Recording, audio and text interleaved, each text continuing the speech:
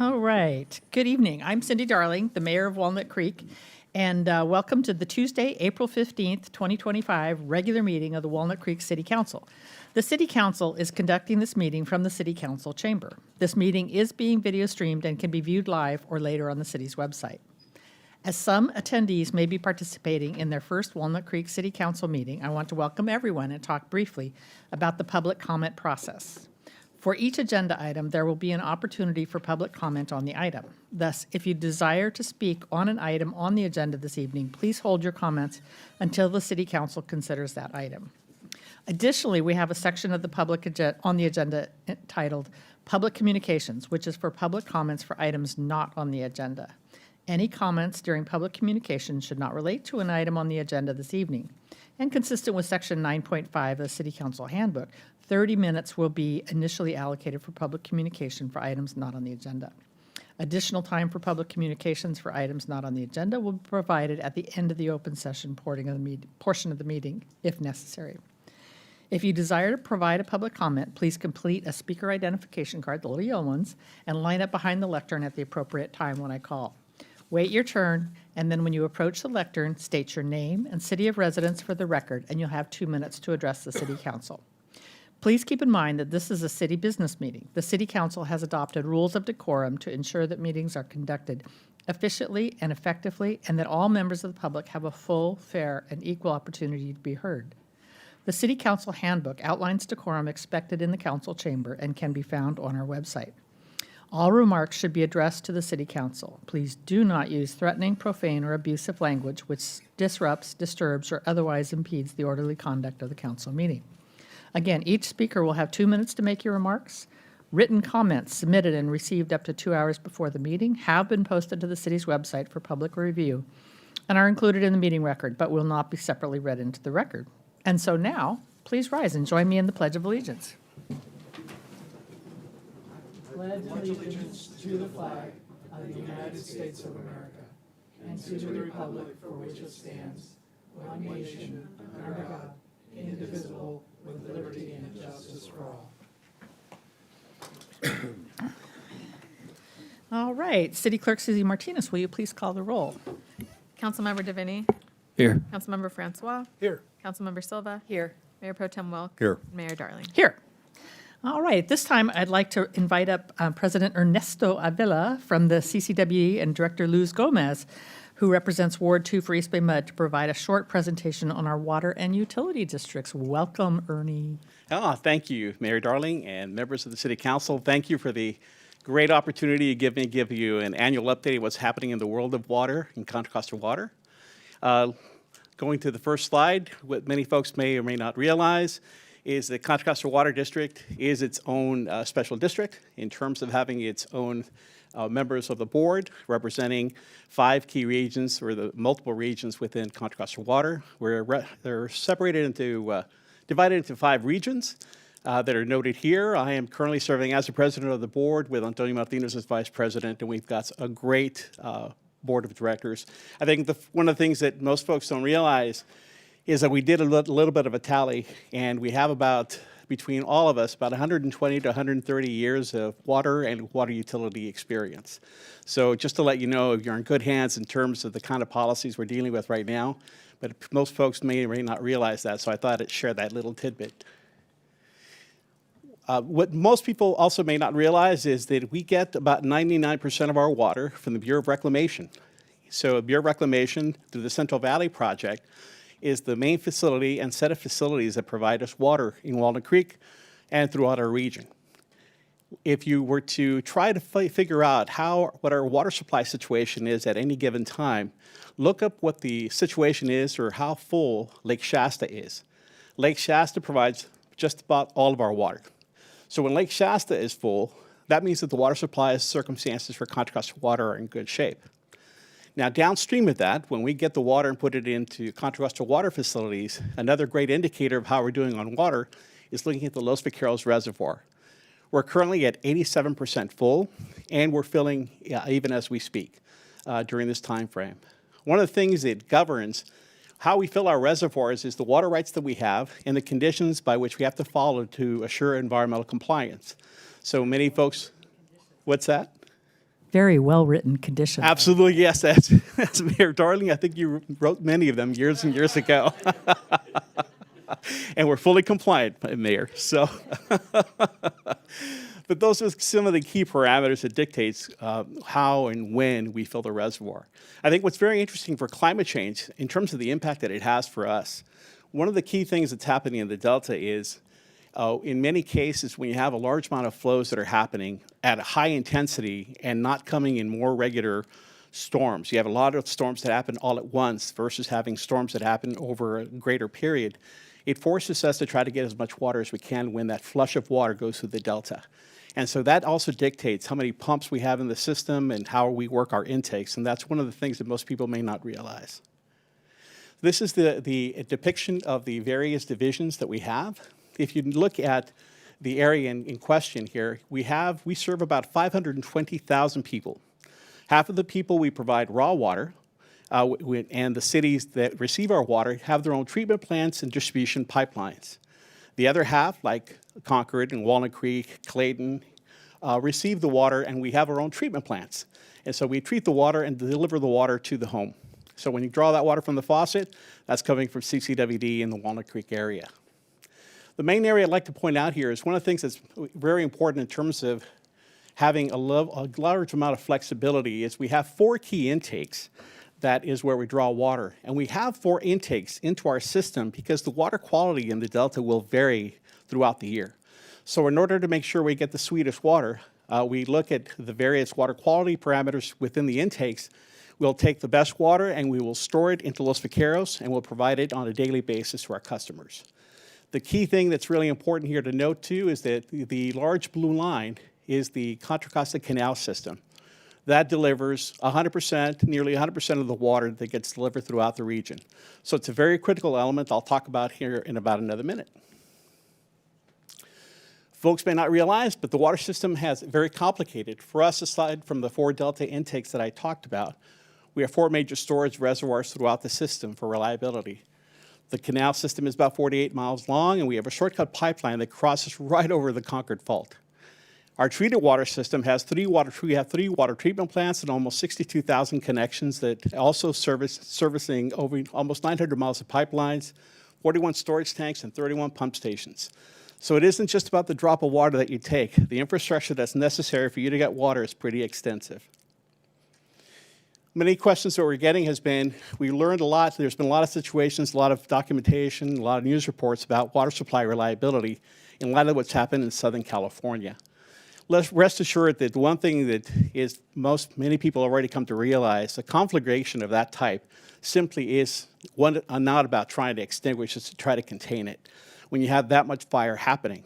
But for other major fires, we certainly are doing our very best to try to make sure that we're as prepared as possible. Back in 1995, the district took an extensive evaluation of the system.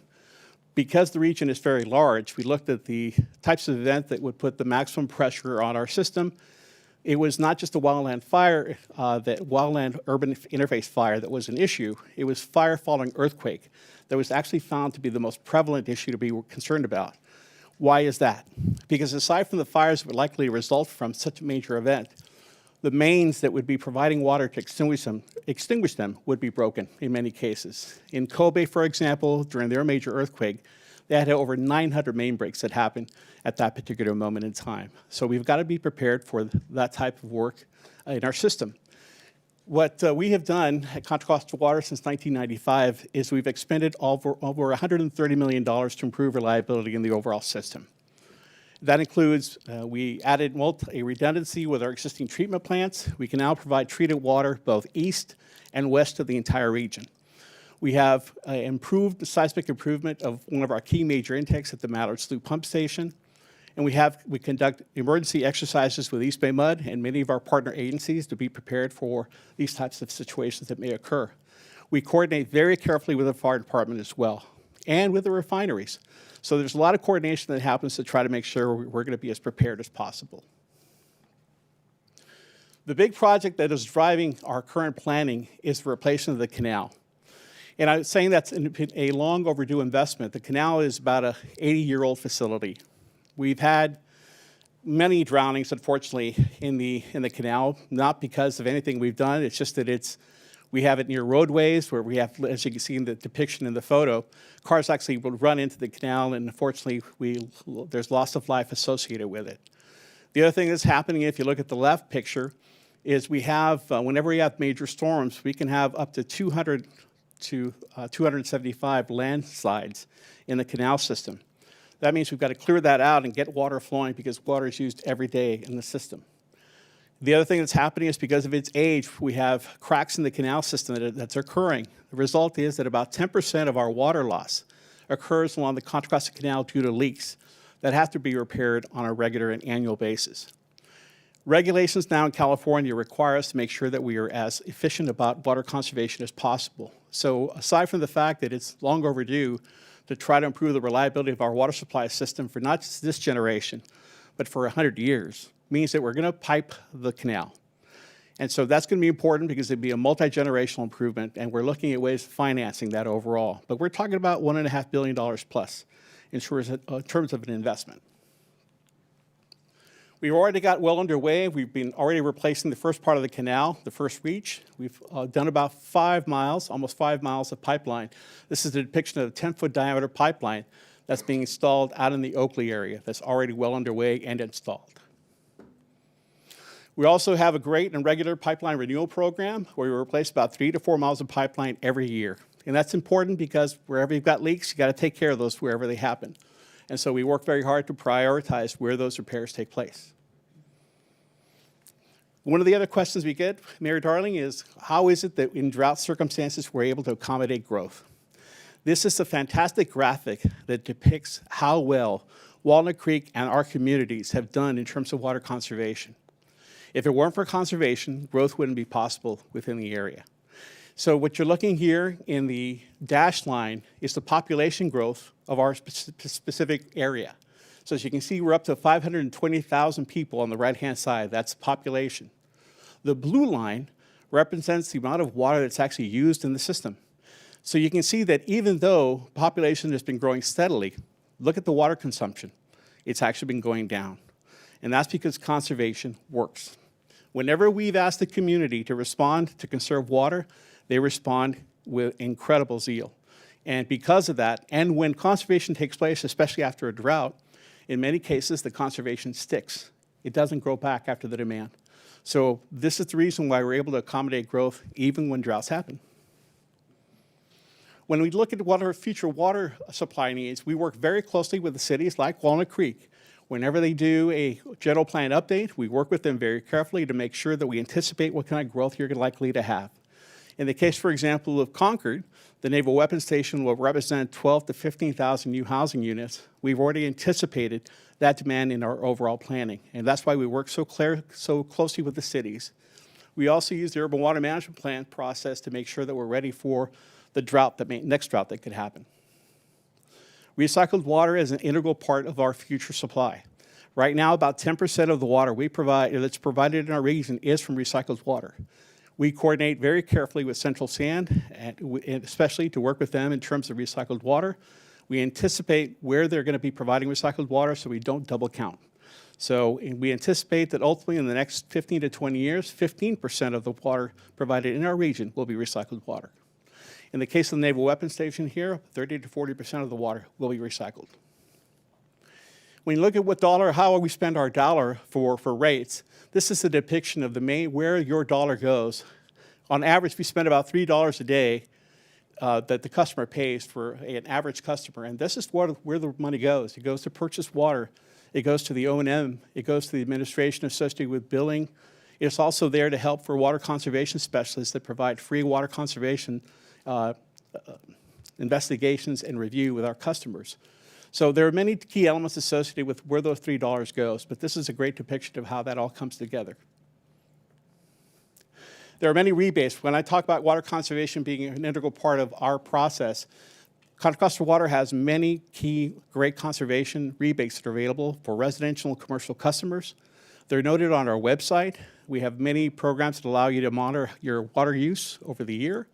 And there are many different coupons and rebates associated with landscaping that are there and available to help folks get even more water-wise. I encourage you to go to our website. You'll see that information at ccwater.com/rebates, or to call our number at 688-8320.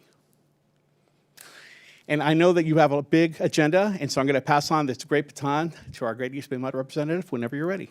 Thank you. And we'll go ahead and hold questions until after Luz Gomez's presentation. We'll have you guys compete. Well, good evening. My name is Luz Gomez, and I represent Ward 2 on the East Bay Mud Board of Directors. Ward 2 basically covers from San Ramon to Lafayette through the 680 and 24 corridor, including parts of Walnut Creek and parts of Pleasant Hill. So it's a pleasure to be here. I was here about a year ago when I was introducing myself as a brand new board member. Following on your footsteps, I'm like, man, I've got so much to learn. There's always a lot to learn about water, and it's a very exciting world to be in. So a little bit about, let's see, making sure that this is moving. We'll cover a little bit about who I am, who East Bay Mud is, what we're doing to prepare for emergencies and for our water future. So a little bit about me. I come from a background in public health, and I also come from a background of having worked for one of our county elected officials for over 10 years. I also worked for the Air District, and I managed a lead poisoning prevention program. So over the years, I feel like my background prepared me well for this role. And I'm very much committed to providing a reliable, healthy water supply that's also affordable. One of the top commitments of mine is also community engagement. I believe that we as an agency do better when the community is engaged. So who are we? You probably know, because last year we celebrated our 100th anniversary, that we've been around for 100 years. And our mission is beautiful. It's one of the things that attracted me to the agency to begin with. And it's to manage the natural resources with which the district is entrusted to provide reliable, high-quality water and wastewater services at fair and reasonable rates for the people of the East Bay, and to preserve and protect the environment for future generations. I love that that last clause is part of our mission, is part of our DNA. And one thing to remember is that we all have been investing in this system for those 100 years, right? It's ours, those of us who have been paying rates all this time. And we have a system that we can be very proud of. This map shows where our water comes from. And now I've had the privilege of going up what we call up country, which is where the water comes from, Pardee Reservoir, Pardee Dam, the aqueducts that bring the water 90 miles down from Pardee Reservoir to Walnut Creek. They terminate in Walnut Creek, and then they go to other places. And then you'll see also, there's that little line in the middle going up that goes to the Freeport water facility. This is where we get our water, supplemental water, when we have dry years. And we have had to use that facility about 3 times in the last 10 years. So it is an awesome infrastructure that it takes to bring this delicious water all the way to our East Bay. This is our service area, and we are the second largest water agency in California. We serve 1.4 million customers. We have a total of 7 reservoirs, 2 upcountry, Pardee and Comanche, and then the 5 reservoirs that you may be familiar with in the Bay, including Briones and Upper San Leandro and San Pablo and Lafayette. And we have 6 water treatment plants, including one right here in Walnut Creek. We maintain 4,200 miles of pipe. People like to say that that's enough to go from here to Chicago and back, and that's right under our feet, and imagine maintaining that amount. So how's our water supply looking? Right now, we're doing really well, thanks to a robust rainy season. We're at about 103% of the average amount of fullness for all of our system, and we anticipate that our reservoirs will continue to be full or near full by the end of the water year on September 30th. So that's really good news. So what are we doing to invest in the future of water? So we know that our infrastructure is aging, and it really upgrading and maintaining our infrastructure is a Herculean effort. Every day I wake up and I'm like, oh my goodness, what it takes is really, truly amazing. Climate change is already upon us, and therefore it is even more important for us to invest in resiliency. And now that I've been on the board a year, I've seen firsthand, what it takes to bring us this water. And we take fiscal responsibility very seriously. As you can imagine, maintaining all of this costs a lot of money, and we just finished our cost of service study, which is basically we can only recuperate in rates what it costs us to do business. And we are finding that we're going to need to raise rates come July 1st, but we also are finding that it's not, we're hoping that it's not an unreasonable rate increase. The median single-family residential water bill will increase by about 12 cents per day in fiscal year 26 and by about 14 cents per day in fiscal year 27. Earlier this morning, as I was at the East Bay Leadership Council meeting where we talked about this really wonderful collaboration with UC Berkeley about innovation and how do we make our systems even more resilient and able to last maybe 150 years. So like the investments that we're making today, we hope will really pay off with a longer lasting system. So safeguarding our water future, let me tell you about one of the key things that we're doing is right here in Walnut Creek. And this is the Walnut Creek Water Pretreatment Project. So because of climate change, the quality of our water is changing. We're seeing algae blooms, and we have already seen that wildfires impact our water quality because ash and other debris can come into our reservoirs. So that can easily overwhelm the filtering system at the Walnut Creek Water Treatment Plant. So that's why we need to invest in this project that is one of the most significant that we're doing right now. We're in the planning phase. And phase 1 construction will begin in 2027 and go through 2030. And phase 2, if needed, would be for future expansion. So it would expand the capacity up to 160 million gallons per day. But that phase really, really depends on future demand and water quality trends. It's a forward-thinking option that positions us to grow if conditions require it. Also, just as important as the infrastructure is how the project has been developed. Since I came on board, I've really prioritized making sure that we're engaging with the community, having conversations with them, and working to see, that we're going to be good neighbors in the process of making this important upgrade happen. I won't go into details about this slide, but I just want to share with you because it's something that brings me great pride. East Bay Mud has established a goal to become carbon neutral by 2030 and to be saving up to 8,700 megatons of CO2 per year, which is equivalent to removing about 1,900 cars off the road every year. One thing that you may have heard in the news is this little booger called the golden mussel. This is an invasive species that was just found last year in the Delta, and it comes from Southeast Asia. They spread rapidly by attaching to pipes and boats and other infrastructure, and they cause blockages and damage, and their rapid reproduction allows them to spread quickly across waterways. And once established, they're really difficult to, because they could impact native fish and plants, and other species may have a hard time surviving. So we have taken multiple steps to try to prevent this guy from coming into our system. One of the key things is that we are closing all the boat launches on our facilities that allow boating. Also, it's important for folks out there to know that if you do spot one of these guys, to please contact the California Department of Fish and Wildlife so they can keep track of where it's going. And I'm hoping you've all heard that we had the best Chinook salmon return on the McColney River ever since we started counting back in the 1940s. This is also another source of pride. It's a remarkable achievement, and it's not just for East Bay Mud, but for the entire ecosystem that relies on the river's health. Statewide fishing restrictions have also played a role in this year's success, helping to protect the Central Valley Fall Run. So this shows how thoughtful water management, science-based conservation, and strong partnerships can produce real measurable results. I totally invite you guys to visit our fishery.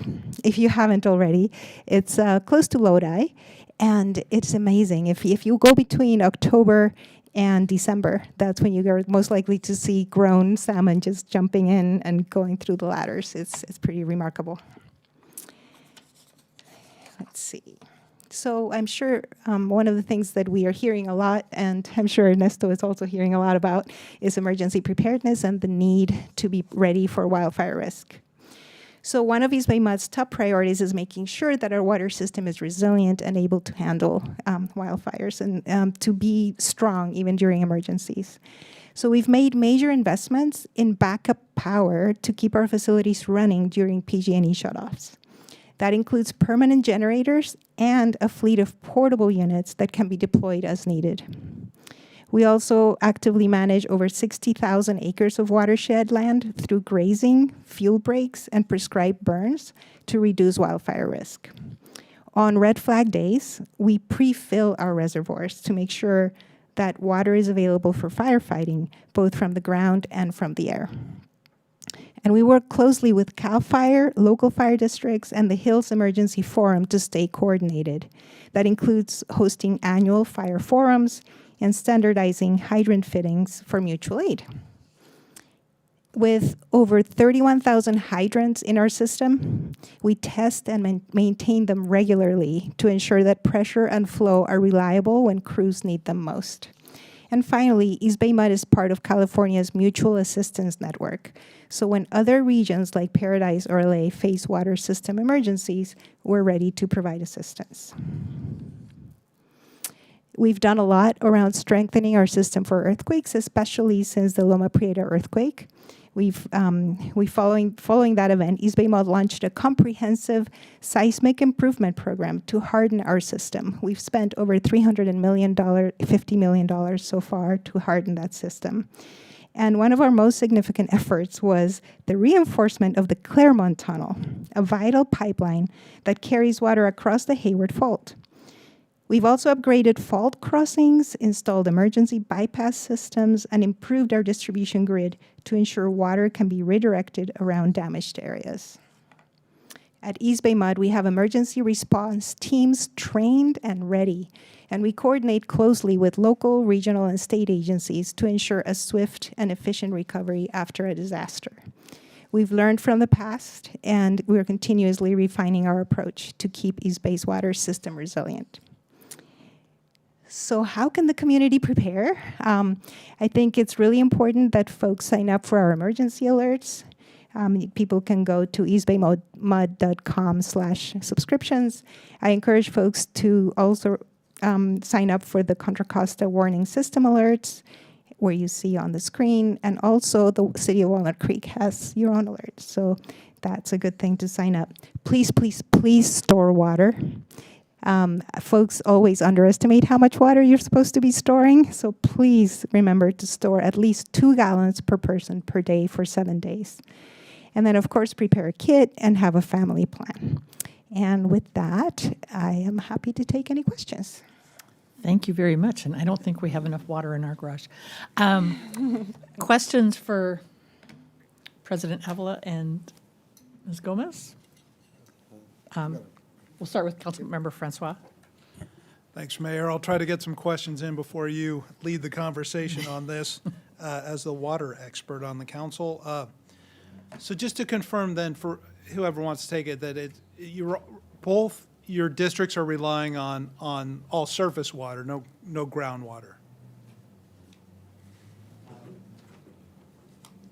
We probably have about 0.5% of groundwater that's used. The rest is surface water. Okay. Yeah. And then just a couple of curiosity questions. So East Bay Mud has the 5 reservoirs. Contra Costa Water District has the canal, 1 reservoir in the canals. 4. Oh, you have 4 reservoirs as well? Okay, I missed that part of the presentation. So you're both kind of storing water in a similar fashion. Mm-hmm.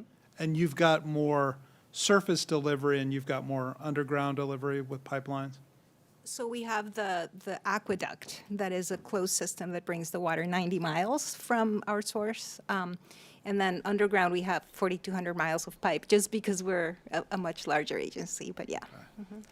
But in terms of like the major water the largest water conveyance system is our Contra Costa Canal. So yes, it's more of an open channel type of system for us than East Bay Mud. That's why the canal replacement project will pipe now at least 25 miles of the canal. So it'll be replaced from a surface facility to a pipe? That's correct. Okay. And we're looking at whether or not it's a gravity flow or a pump system. And that's how that will be integrated with Los Vaqueros Reservoir as well. Will be very an integral part of how the piping works. That's why it's really going to be a 100-year investment. It'll be good for 100 years, and it'll have multiple ability to deliver water, both from Los Vaqueros and from the Delta and the other reservoirs as well. And the whole width of the right-of-way then will be, you'll retain that, but it'll be in a small, the water will be piped in a smaller segment of it. Yeah, that's the goal. In a smaller section, the sections, one pipeline or a couple pipelines Okay. that will parallel each other. We'll also have a right-of-way. We'll need to maintain that right-of-way, and the reason why that's important, it isn't just to install it. It's just that if there's ever a problem with the pipeline system, we need to be able to mobilize the crews to take care of any repairs that may be necessary. So even though the right-of-way may be smaller because it's a smaller facility, we need to maintain a high level of footprint to make sure that our equipment can get there quickly and have all the room necessary to make repairs. So we can't partner with you on a skate park or some park facilities. You're still going to need access. Well, the key, absolutely. But remember that one of the things we've been working very closely with is the East Bay Regional Park District, right? We currently have a pretty substantial partnership with them on the Canal Loop, which is a great walkway for so many people here in the Walnut Creek area. We have a similar partnership to work with them on the right-of-way as well for the future. I'm glad you mentioned that. And then last question, why do we have two of you here tonight? Historically, I'm just curious why our city is divided in half between two water districts. I'll let you take that if that's okay. 'Cause I haven't been here long enough to know. I'm actually curious myself. Well, our water district was formed by a variety of smaller districts that existed at that time. East Bay Mud was well established. The Contra Costa water system had smaller water systems in Pleasant Hill area and the Concord area. And when Contra Costa Water District embarked into being a treated water purveyor, they started taking over the existing facilities that were in place. So East Bay Mud was already in place. The smaller outlying areas that had not been fully developed had their own mutual water systems that were operating. So East Bay Mud had already established their boundary, the Mud Act and other ways. And so at that point, that was the demarcation point between the two. Okay, thank you. Good question, though, like, as to why exactly down that way, that's Yeah. not totally clear, yeah. Yeah, and you can see the history of agricultural development for CCWD. That's why they have the open canal, because who cares when it's going on crops? Can I ask a follow-up question? So just out of curiosity, I asked this question last week at a California Seismic Safety Commission meeting. How many water districts are there in the state of California? You're going to be shocked. A lot. Yeah, so there's about 500 water agencies in the I state of think California. it's closer to 7,000. Well, if you looked at this mutual water companies, but in terms of the largest, if you look at the agencies that provide 90% of water in California, Okay. that's 475 of them. The reason I know that is because I'm vice president of the Association of California Water Agencies, and our membership represents them. Okay. Yeah. Thank you. Yeah, there are many. Mayor Pro Tem? Just a couple of questions, actually, question and a comment. So Ernie, let me direct this one to you. On the purple pipes, the recycled water, Yes. you mentioned that 40% will be recycled in the Concord Naval Weapons Station when that is complete. I think 30 to 40%, correct. And is the reason that would be higher then is because when construction happens, you can start putting the purple pipes in at that point? Exactly not- right. Because And- the rest of us, it's already built out? Yeah, exactly. And the whole goal is to use the purple pipe for landscaping. If you look at where most people use their water, 50% of the water is used in the home, the other 50% outside of the home. So the goal here is to try to use 30 to 4% of recycled water for outside landscape use. And what would recycled water where would that come from? What is the definition of recycled? Well, it comes from wastewater that's treated to a high level of that's purified. And then from the sanitary districts, Central Sand will be the key purveyor for the Naval Weapons Station. So you could drink it, but we don't. Well, so there are two levels. One, you need to recall that you can provide the water for non-potable uses, but direct potable reuse now is making a very big introduction into California. The state of California just passed direct potable reuse regulations that allow the use of wastewater under certain conditions with a high level of purification and equipment in place to treat it. So, for example, El Paso, Texas is now providing the largest direct potable reuse facility, I think, in the United States. And so California is now passing regulations to facilitate its movement into part of the portfolio of water supply tools in the future. Interesting. Yeah. And last, 2-3 years ago, I took a tour of CCWD and like from the sourcing it to where we're getting it in our homes. Yes. I thought it was great. I thought I'd give you a little bit of a plug there to just mention that, because those that haven't gone, I think would find it very interesting. And I think it's open to everybody. It is, actually. So if there is a request for a tour, go to ccwater.com, and you just put in the keyword tours, and you'll be able to sign up for tours when they become available. Yeah, we have a great program with the kids, especially. We love to bring the kids in and get them educated about the water system at our facilities. Great. And anybody's welcome. Thanks. Does East Bay Mud have one too? We absolutely have water tours as well. And I'm considering setting up like an elected tour for maybe the water treatment plant. And so I will reach out to you all when the time comes and see if anybody would like to take us up on that. Great, thank you. Councilmember DeFinney? Sort of a big picture question. Sounds like, 90% or more of our water is surface water. We get a very tiny amount from groundwater. We're up to maybe 10% recycled. Where does desalination come in anywhere in the future? Does it? And are there other places that we've looked to water besides that source and the ones we've mentioned? So one of the big programs we have with East Bay Mud, as a matter of fact, and others, is we have looking at regional desalination as an option. So we've got a major study underway working with various the San Francisco Bay Area water agencies to see whether or not desalination could play a role into future water supply sources for the area. The dilemma still remains electricity and the cost of electricity. It still is 15 to 30% higher in cost than providing water in the current way that we're doing it. So it provides a different level of treating water when there's a high level of salinity. But removing salinity is a direct cost driver. You need more power, more equipment to take that salt out of the water. So when you factor in those elements, it becomes more costly to try to use desalination, but we continue to study it. We even have preliminary sites that have been identified in terms of where it could be located. So, and we're also watching what Antioch's doing with their desal plant as well, since that just got constructed as well, so. Yeah, and for East Bay Mud, we know that the cost, at this point, what we're estimating would actually be higher than direct or indirect potable reuse cost per acre foot of water. So for us, it seems like it doesn't make financial sense at the moment to embark, to go too far down the road in that direction. Yeah. And are there any other future water places that we think about, or? You mean Is to that- have diversify we- our portfolios? so Well, that- just not necessarily from a reservoir standpoint, but just different ways to capture water, or is desalination the only other thing that's even on the table? So I know we have a project to capture some of the water when we have plenty of it and storing it underground as a way to like offset some of our needs down the road. We did a pilot project a couple years ago that was very successful, and we think that we'll be able to do more of that. So we're basically like banking water underground when we have it, and then using it when we don't have it. That's another strategy that we're using. Yeah, and the conjunctive use, using groundwater storage systems like that, definitely provides a great way of storing water. But again, you have to think about the electricity associated with injecting the water into the aquifer, making sure that the aquifer is well protected and doesn't integrate with other pollutants or other aquifers that may not be of the same quality. Then you have to draw power to draw that water and extract it back out again, then bring it up to a higher pressure to deliver the water.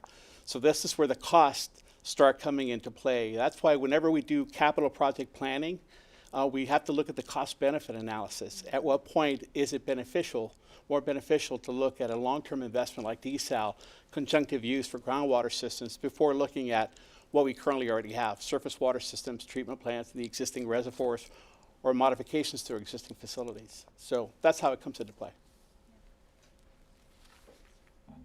Thank you. I'll just have you do a couple did you knows. One of the things that most people around here are surprised is that there is no groundwater underneath Walnut Creek that is usable.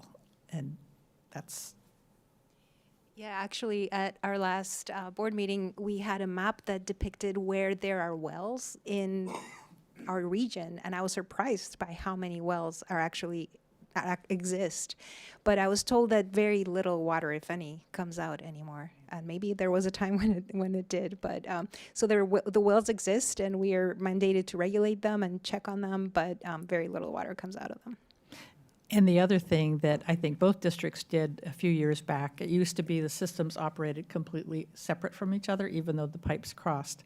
And as I understand it, you guys negotiated interconnection between your two systems a few years back to. Yeah, Mary Darling, exactly right. We actually have one of the largest interties, I think, in California. Right now, we have the ability to provide water to each other from Los Vaqueros and the aqueduct for East Bay Mud. So We- that was a great mutual aid and great agreement that we made between our respective agencies to improve water supply reliability for both of our customers. We used to put up a map of the Balkan states when we talked about the Bay Area water districts because nobody was connected. And you guys have really stepped it up. Yeah, I know East Bay Mud has a lot of connections over on their side of the hill too, so that's always been really great to see. And that's as far as I will go with down Water Lane. But congratulations to both of you. Good presentations. Thank you so much. Thank you so much for having us. This was great. Yeah. Thank you.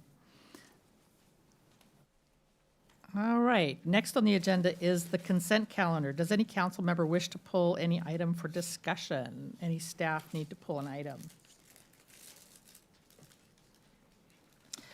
All right, seeing nobody looking to pull one, does any member of the public wish to comment on an item on the consent calendar? As a reminder, each speaker will have 2 minutes to make their remarks. Written comments submitted have been posted to the city's website for public review and are included in the record, but will not be read separately. Hi, my name is Stacy Schweppe. I'm a Walnut Creek resident. I'm here to comment on consent calendar item E. Mayor Darling, council members, community, thank you so much for considering the adoption of a resolution to declare support for the Acalanes Union High School District Measure T parcel tax.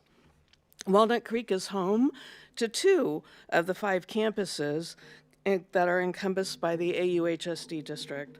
Although AUHSD has some of the highest student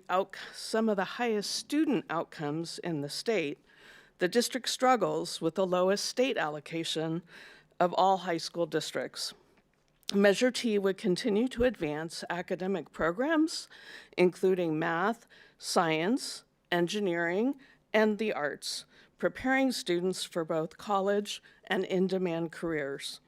With increased funding, the district can attract and retain highly qualified teachers, maintain manageable class sizes, and provide library services, academic counseling, and career training.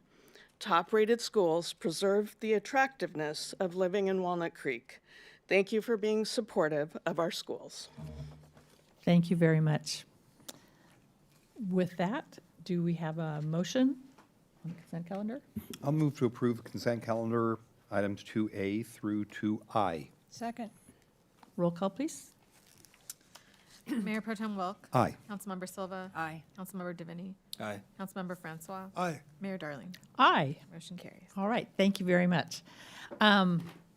Next on the agenda is public communications. This portion of the meeting is reserved for comments on items not on the agenda. Under the Brown Act, the council cannot act on items raised during public communications, but may respond briefly to statements made or questions posed. We could request clarification or refer the item to staff. Consistent with Section 9.5 of the City Council Handbook, 30 minutes will be allocated at this time for public communication for items not on the agenda.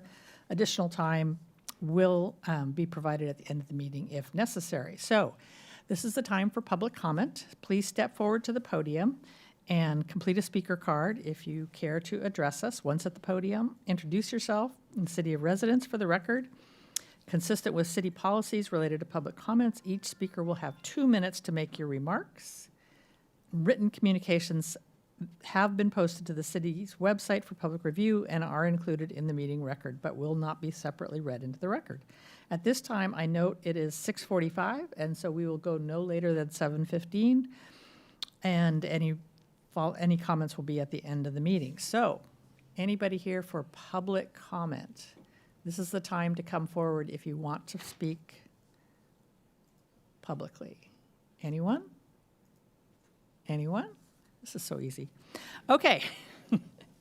Next on the agenda is council member and staff announcements, reports on activities or requests. So, the city attorney, is there any report out from the closed session? Madam Mayor, there's no report out this evening. Okay, is the city manager, do you have a report tonight? I do have just one public announcement this evening. We did just release announcements sharing that there are some openings for advisory commissions to your city council. We have a few unplanned vacancies, so anybody who may be interested in participating in the Design Review Commission, Planning Commission, as an alternate for our Library Commission or our Building Appeals Board, you have until May 12th at 5 p.m. to apply. I would encourage you to find more information. We posted this on multiple social media channels, but you can also go to walnutcreekca.gov to find more information, and would encourage anyone who is interested to contact any of us in the city manager's office to find out more. Obviously, I'm sure many of the council members would be happy to talk with folks who might be interested in learning how this works, and please check it out if you're interested. It's a whole lot of fun. So share that with your friends and neighbors. There's a couple good positions there. Now we'll start with city council member reports. Councilmember DeFinney, do you want to start? All right, sounds good, thank you. I wanted to announce that the Challenger Baseball Jamboree is going to be taking place at Heather Farms April 27th from 9 to 3, with the ceremonies beginning at 10:30. This is a Little League baseball event for kids with physical and mental disabilities. It's a tournament that's grown to 24 teams from as far away as Reno and Santa Barbara. In addition to the games, there'll be a large food court, carnival, home run derby, and I want to thank the organizations that support this program, the Little League, Elks Lodge, the youth volunteers from Boys Team Charity and the National Charity League, high school sports teams, corporate volunteers, and City of Walnut Creek. Challenger Jamboree has grown to be one of the largest tournaments of this type in the Western United States. Volunteers are welcome all day long there. Check-in starts at 7 a.m., but you can show up at any time and check in at the volunteer booth, and they assured me that they would have something for you to do. The event used to rotate around the Bay Area, but for the past 15 years has taken place in Walnut Creek, so proud to be hosting that event. I went to the Limitless new exhibit at the Bedford Gallery, the Lesher, for its opening. It's recognizing outstanding artists with intellectual and developmental disabilities. There's media there ranging from ceramics and textiles to statues, paintings and drawings. It's really impressive. This is not just a sort of local, like, put an art exhibit together. This is something that tours nationally and I believe even internationally. One of the artists, just to give you a sense of what you'll be seeing there, name is Monica Valentine, and she's blind, and she puts together these sculptures with beads using what she perceives to be the warmth of each color, and arranges it, and they're beautiful, and she never sees them, so it's something to behold. On a lesser note, but also significant for some people, I went to a new restaurant in town, and not so new, but in the last year, at La Esquina with my son for lunch. And while we were there, I said, man, this is a really good fish taco. And as we were checking out, the owner asked us how the food was, and I said, it's one of the best fish tacos I've had. And lo and behold, he shows me the sign where they've won Best Fish Taco. So if you're looking for a fish taco, La Esquina is over on Broadway across from the post office. So sister cities, we're going to be welcoming students from Soy Folk, Hungary, and Noceto, Italy. That will be this Friday they'll be arriving. As a reminder, this was a program set up by Dwight Eisenhower post-World War II to promote peace and person-to-person contact between cities and countries and peoples around the world. So the youth ambassadors from Soy Folk and Noceto will be arriving on Friday, and on Monday, Mayor Darling and I will be giving them an orientation here, and then they will have a tour of the city infrastructure. And from what I understand, that's a highlight. One of the highlights for them on the trip is touring all the back workings of how our city works here. And then I did I did want to also give a shout out to Measure T, even though I know it's on the consent calendar, I missed my mark there. I just want to say that we really need to reframe how we view funding for our local schools. It's not all paid for by our taxes, and without contributions from parcel taxes and local education funds, our schools would be underfunded, inadequate, and provide our students with only the most basic education. If you're say, oh, well, my kids are out of the house, or I'm kind of a no tax person, fiscal conservative, so to speak.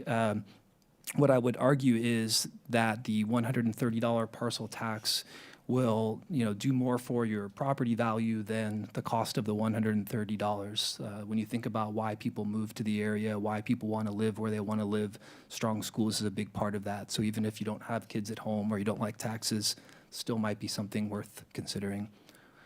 Thank you. Thank you. Mayor Pro Tem?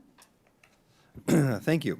So one of the things that I like to do a few times a year is speak to government classes, and I had the opportunity to go to Los Lomas and speak to their senior government classes again, and it's always great to be able to at least, well, I was also the very first class after spring break, so I don't know if that was so great, but getting them engaged and just getting to know that their local council members are the people they are closest to in government. They hear about the president, they might know who their senator, Congress members are, but it's their council members that have the most impact on their day-to-day lives. So it's always great to be able to have those conversations. I attended the new hire welcome for new city employees over the last quarter. That's always great to see a turnout of not just the existing city employees, but the excitement of the new employees that are coming to Walnut Creek, which is, I have to say, is a highlight of their career. Wouldn't you say so, City Manager? I also was able to attend with the mayor the Wingstop opening, the new chicken wing place that's across from Kaiser. And I mentioned this. I don't usually mention all the different openings, but I mentioned this because 49er great Bubba Paris was there, three-time Super Bowl champion, brought one of his rings. It weighed my hand down pretty much to the ground. Those rings weigh about a pound. And just terrific, not just to see the opening, but the enthusiasm that he brought and other people brought to being there.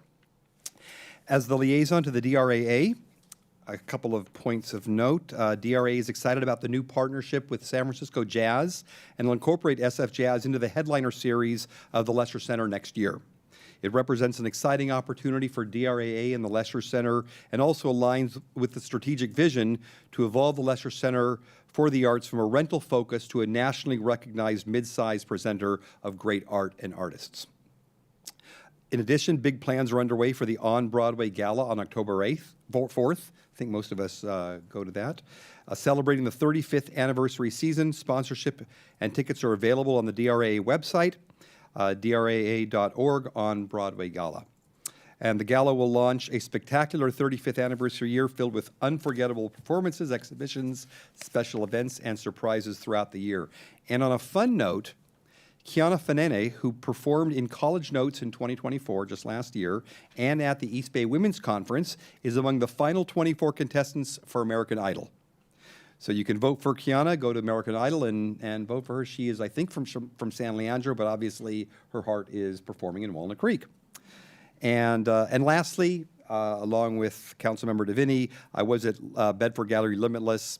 Great summary of what that all involves.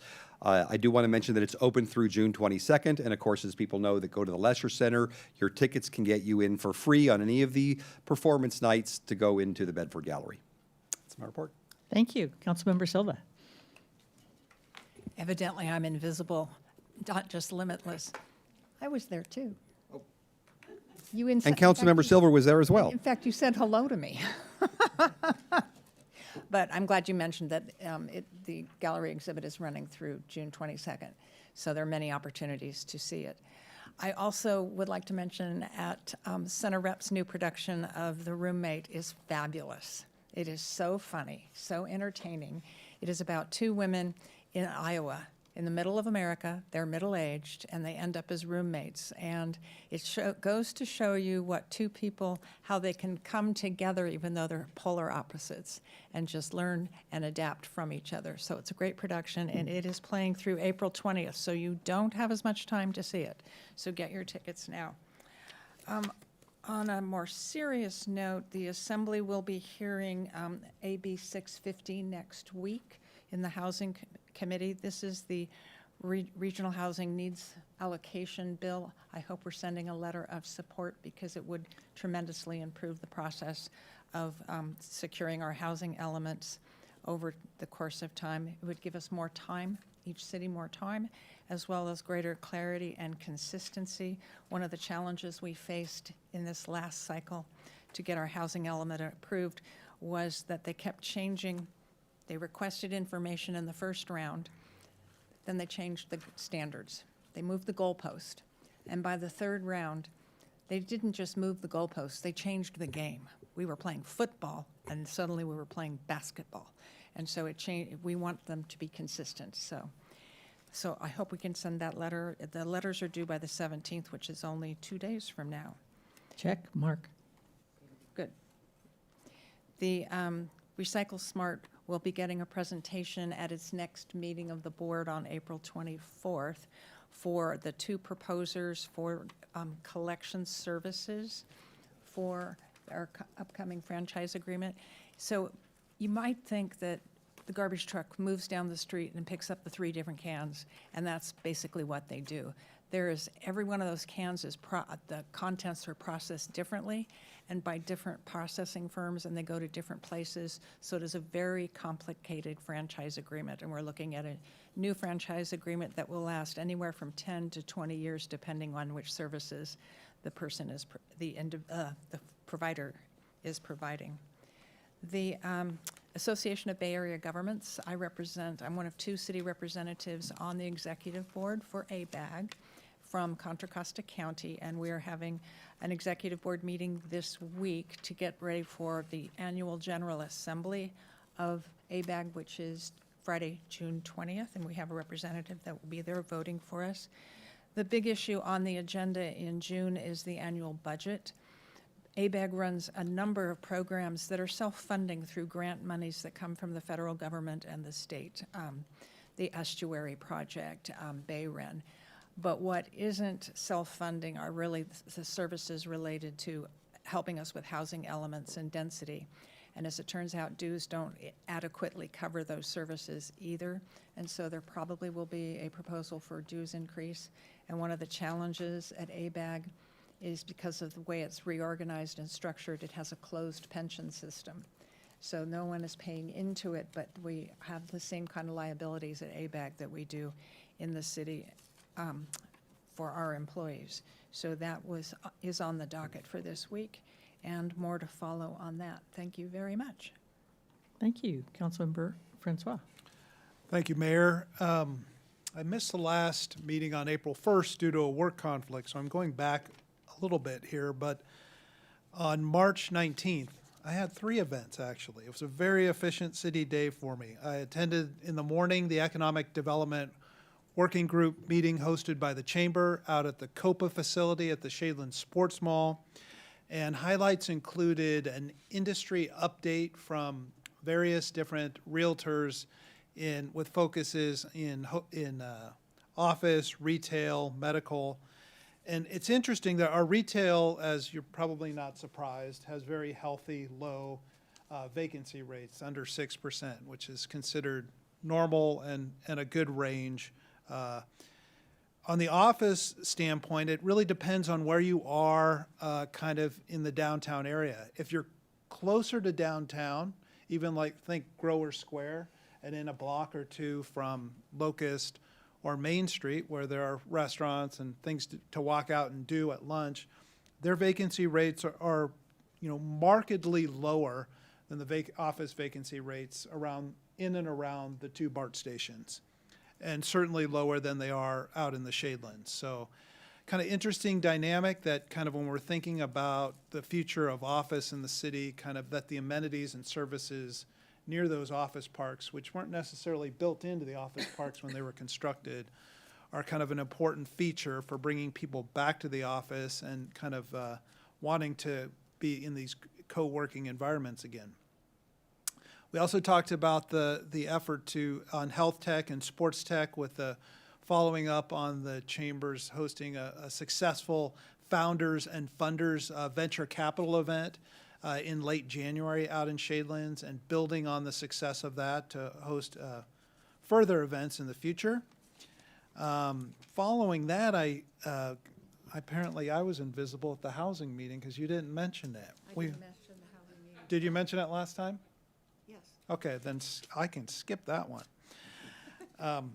And go right on to Walnut Creek downtown, where I'm the council liaison, and we've just come off meetings talking about their successful bid package and their annual report, which I believe was finalized on April 1st. Their plans to develop a strategic vision plan that will be for all of downtown they'll be working on in conjunction with city staff this year. And then one thing that I'm really excited about that they're working on, and I think this is going to be really a positive addition, is a interactive map on their website so that you can see where to park, where the restaurants are, kind of you can click on something and get right to kind of their website, find out their menu. That doesn't exist right now, and I think that'd be a real positive addition to the Walnut Creek downtown features. And they also put out, if you don't subscribe to this is how I get most of my source of news, is through This Week in the Creek, which is a weekly email update that you can subscribe to through Walnut Creek downtown. It talks about all the activities and events and programs they're putting on, and it's going to be an active spring, summer, and fall. So check it out, subscribe if you don't already. Let's see. Following up on that, I attended, I'm chair of the Personnel Committee for Recycle Smart, our garbage and recycling joint powers authority with 6 entities, including the county, Lafayette, Moraga, Orinda, Danville, Walnut Creek.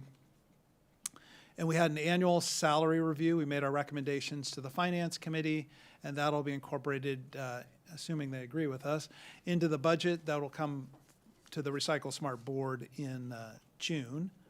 And then I also serve on the ad hoc committee for Recycle Smart for the selection of the new collection contractor that my colleague, Councilmember Silva, mentioned, and participated in pretty much a day-long interview with the 2 proposers who are familiar because they provide services to us now, Republic Services and Mount Diablo Resource and Recovery. So we interviewed both firms. They had an opportunity to make a presentation, and staff did a great job of kind of indicating issues or concerns going forward that they wanted, and we got a lot of good answers to those questions through that interview process. And then finally, I did not attend this event, but I know Councilmember Wilk did. But I want to give a shout out to the Chamber and to Walnut Creek TV. The Chamber hosts a civic affairs event on a monthly basis. I was out of town when they did this one. This was really interesting, the history of Walnut Creek. But you can catch this on Walnut Creek TV, which is my must-see TV, or the city's YouTube channel. I think the Chamber probably has it on their website as well. They had 2 former Chamber presidents and 2 former mayors, Lynn Leach, Angie Coffey, Sue Rainey, and Bill Armstrong. And it was just fun to hear their perspectives about issues that we still deal with today that they dealt with back then. And the thing that stuck with me was when former Mayor Sue Rainey said how proud she was of being on the council, and that how collegial this group was. And she said that really stood out to her among, and she brags about it still, among other agencies. So we've got to keep up that tradition because Sue's watching. And that is my update. Thank you, Mayor. Thank you very much. I'll just run through it. It sounds like lots of things have gotten covered. On the legislative front, we have opposed SB 79 and 647, which are 2 housing bills that would put additional requirements onto cities that we find to be not so helpful. And we have supported 650, because that really is Cal City's answer to the problems that we had in this last go-around of the housing element. We are just starting to dig into the homelessness bills and the fire response bills. At this time, I think 634 is a bill that would preclude cities from passing any restrictions on homelessness in the city. We're opposing that because we feel like we need a multitude of tools to deal with homelessness. The Finance Committee is going to start working tomorrow, and it's going to be fun this year because things are a little tight. Visit Walnut Creek met earlier this week or late last week, passed a budget which will be coming to us. We did hear a report from the local hotels. They have said that business is soft, and we're better than we were during COVID for sure, but the economy and the turmoil that we've been experiencing and the slowdown overall in the economy is starting to impact them. And last but not least, today we got to go pull the golden shovels out and put our hard hats on for a event to commemorate the beginning of the construction of the turf fields at Heather Farm and the new lights out at Tice Gym. Those are two of the bigger projects that are coming out of Measure O, and they represent our commitment to the children of the city. And it was just great to get out there. We had chamber representatives, we had all the staff, we had folks from the soccer club who are providing a significant cost share. And it was just a great opportunity to celebrate something that is going to be really great. And then it also gave us an opportunity to look at our public works staff and say, remember, on the pool, toes in the water in 2027. And they're like, yeah. So that was a good event. And that's pretty much it for this part of things. Next on the agenda is a public hearing titled Public Hearing Pursuant to the Tax Equity and Fiscal Responsibility Act regarding the issuance of revenue bonds by the California Municipal Finance Authority for the benefit of RCDGP LLC/YVR LP for the 699 YVR Road Housing Development. And that's a heck of a mouthful, so I will invite staff to come up and provide the presentation.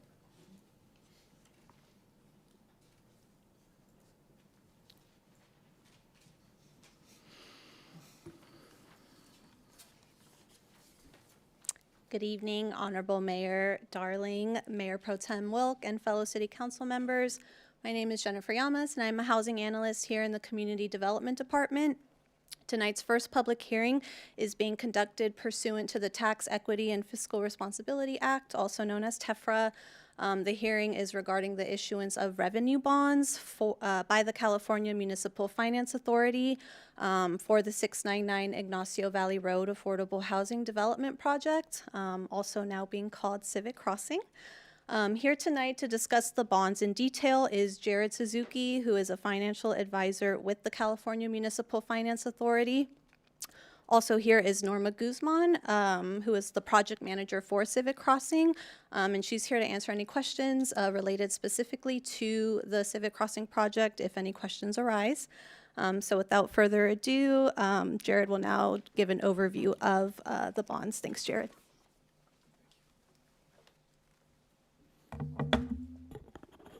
Good evening, Honorable Mayor, Mayor Pro Tem, and council members. As previously stated, my name is Jared Suzuki with the California Municipal Finance Authority. And just to provide a quick overview, so RCD Housing has asked the CMFA, California Municipal Finance Authority, to be the issuer of tax-exempt revenue bonds in an amount not to exceed $65 million to finance and refinance the acquisition, construction, development, and equipping of a 93-unit qualified residential rental project, as previously discussed. The CMFA is a joint powers authority formed to assist local governments, nonprofit organizations, and businesses with the issuance of both taxable and tax-exempt debt. As a reminder, the city has no legal or financial obligations in the repayment of this proposed debt. All financial documents will carry disclaimers stating that the repayment of the loan is not an obligation of the city, and the city will also bear no costs in the issuance of the proposed debt. It is recommended this evening that the City Council adopt a resolution approving the issuance of the bonds by the CMFA for RCD, for the benefit of RCD housing, and such adoption is solely for the purposes of satisfying TEFRA, the code, and the California Government Code Section 6500. And with that, I would be happy to answer any questions that you might have. Thank you, and good job with the mouthfuls of tephras and. Oh, thank you very much, yes. Lots of practicing in the mirror, does- so. Does the council have any questions for staff or for the Municipal Finance Authority?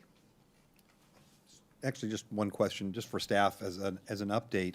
Just curious if we have an updated project timeline yet.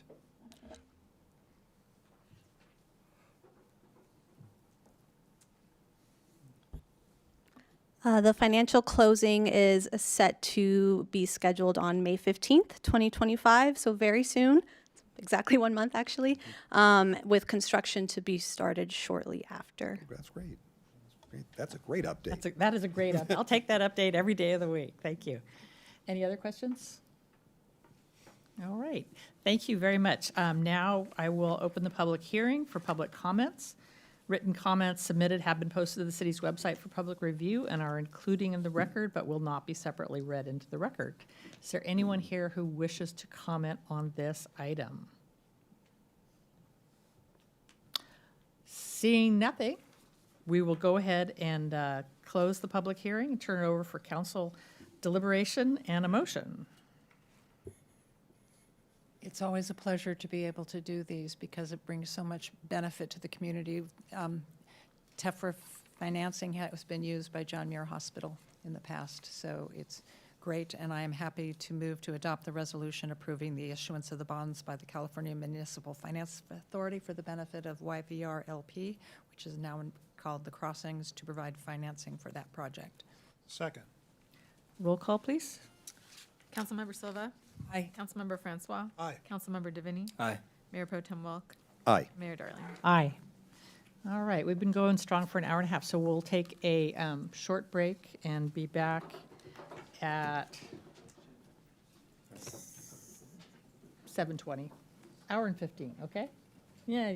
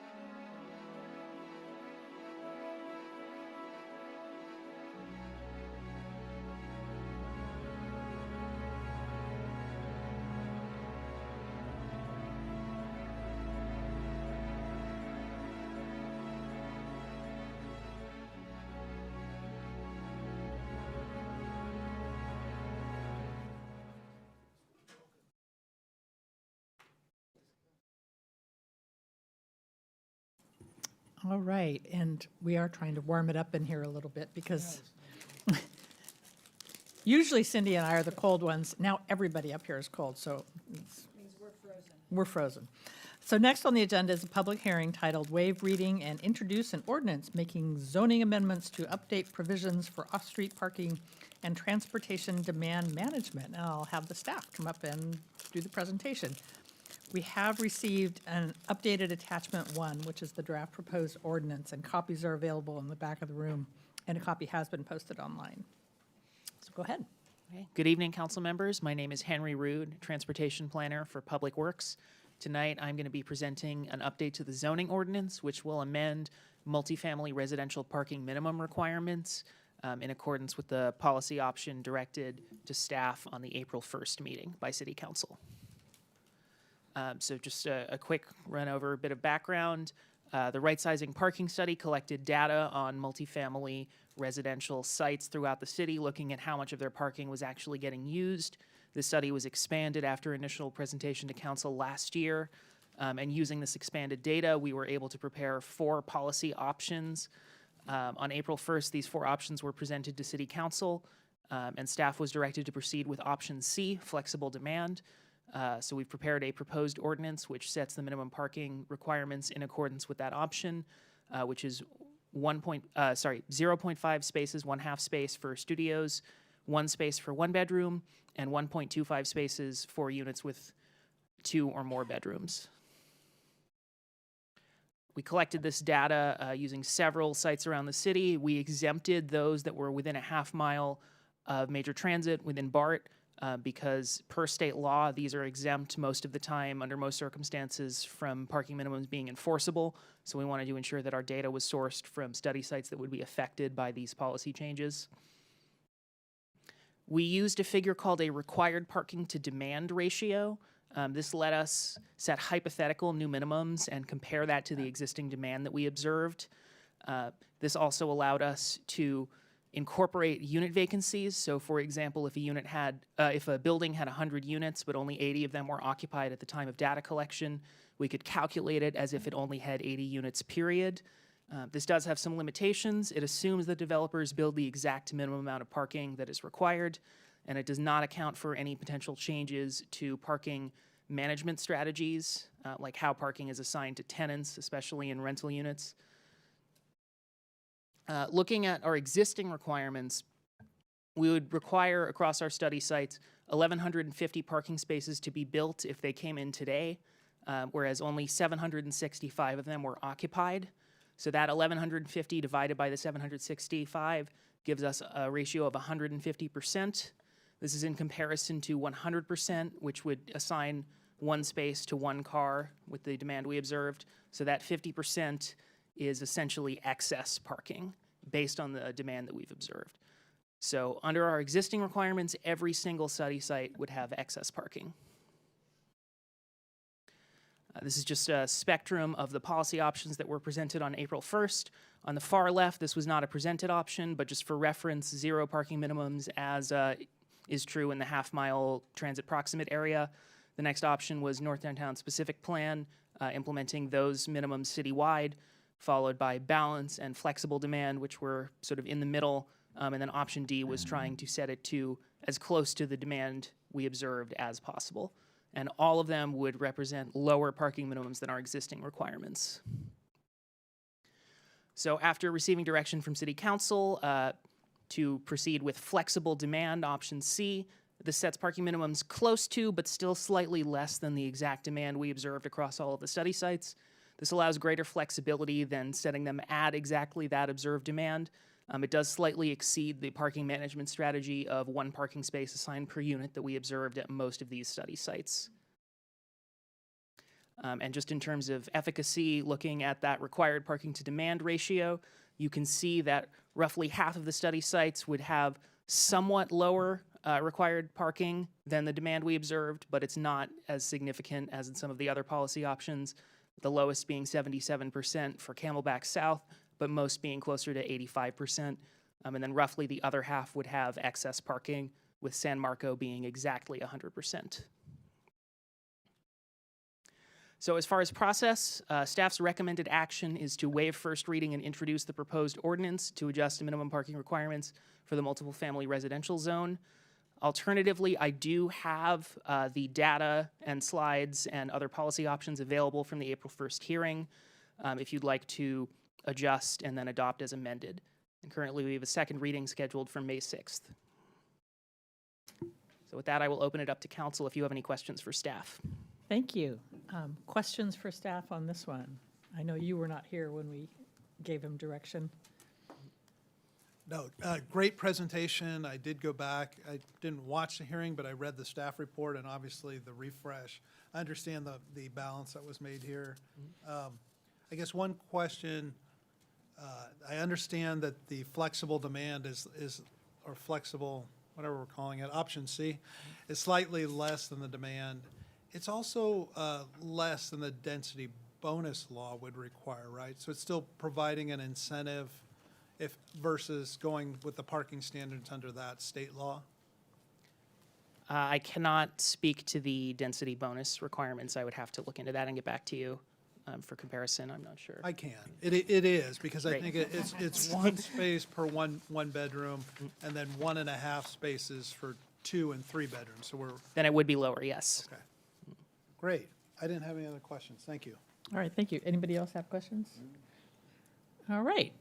Thank you very much, and thank you for bringing this back to us after all that discussion the other night. Thank you. We are opening the public hearing for public comment.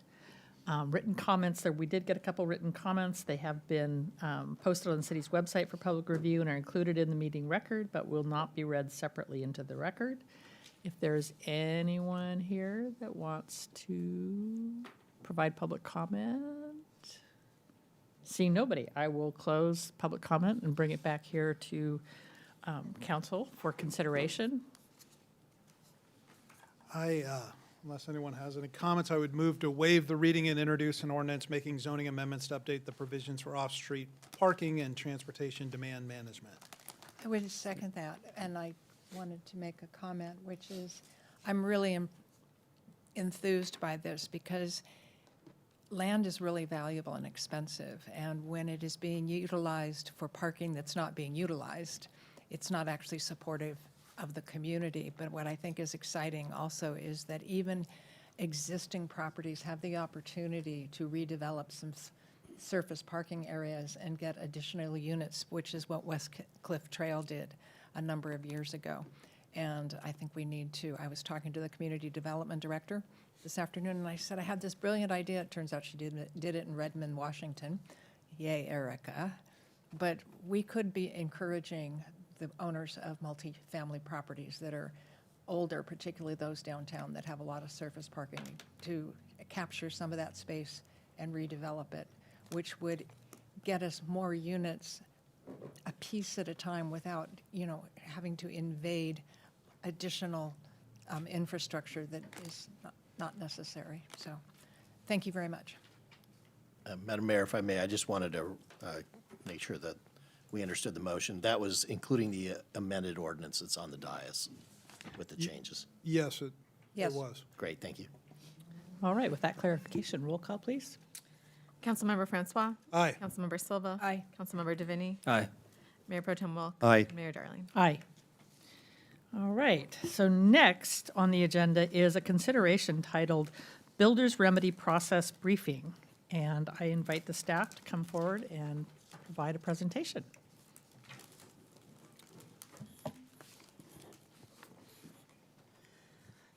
Thank you very much, Mayor Pro Tem, Council. I'm Erica Vandenbrand, the Community Development Director here at the City of Walnut Creek.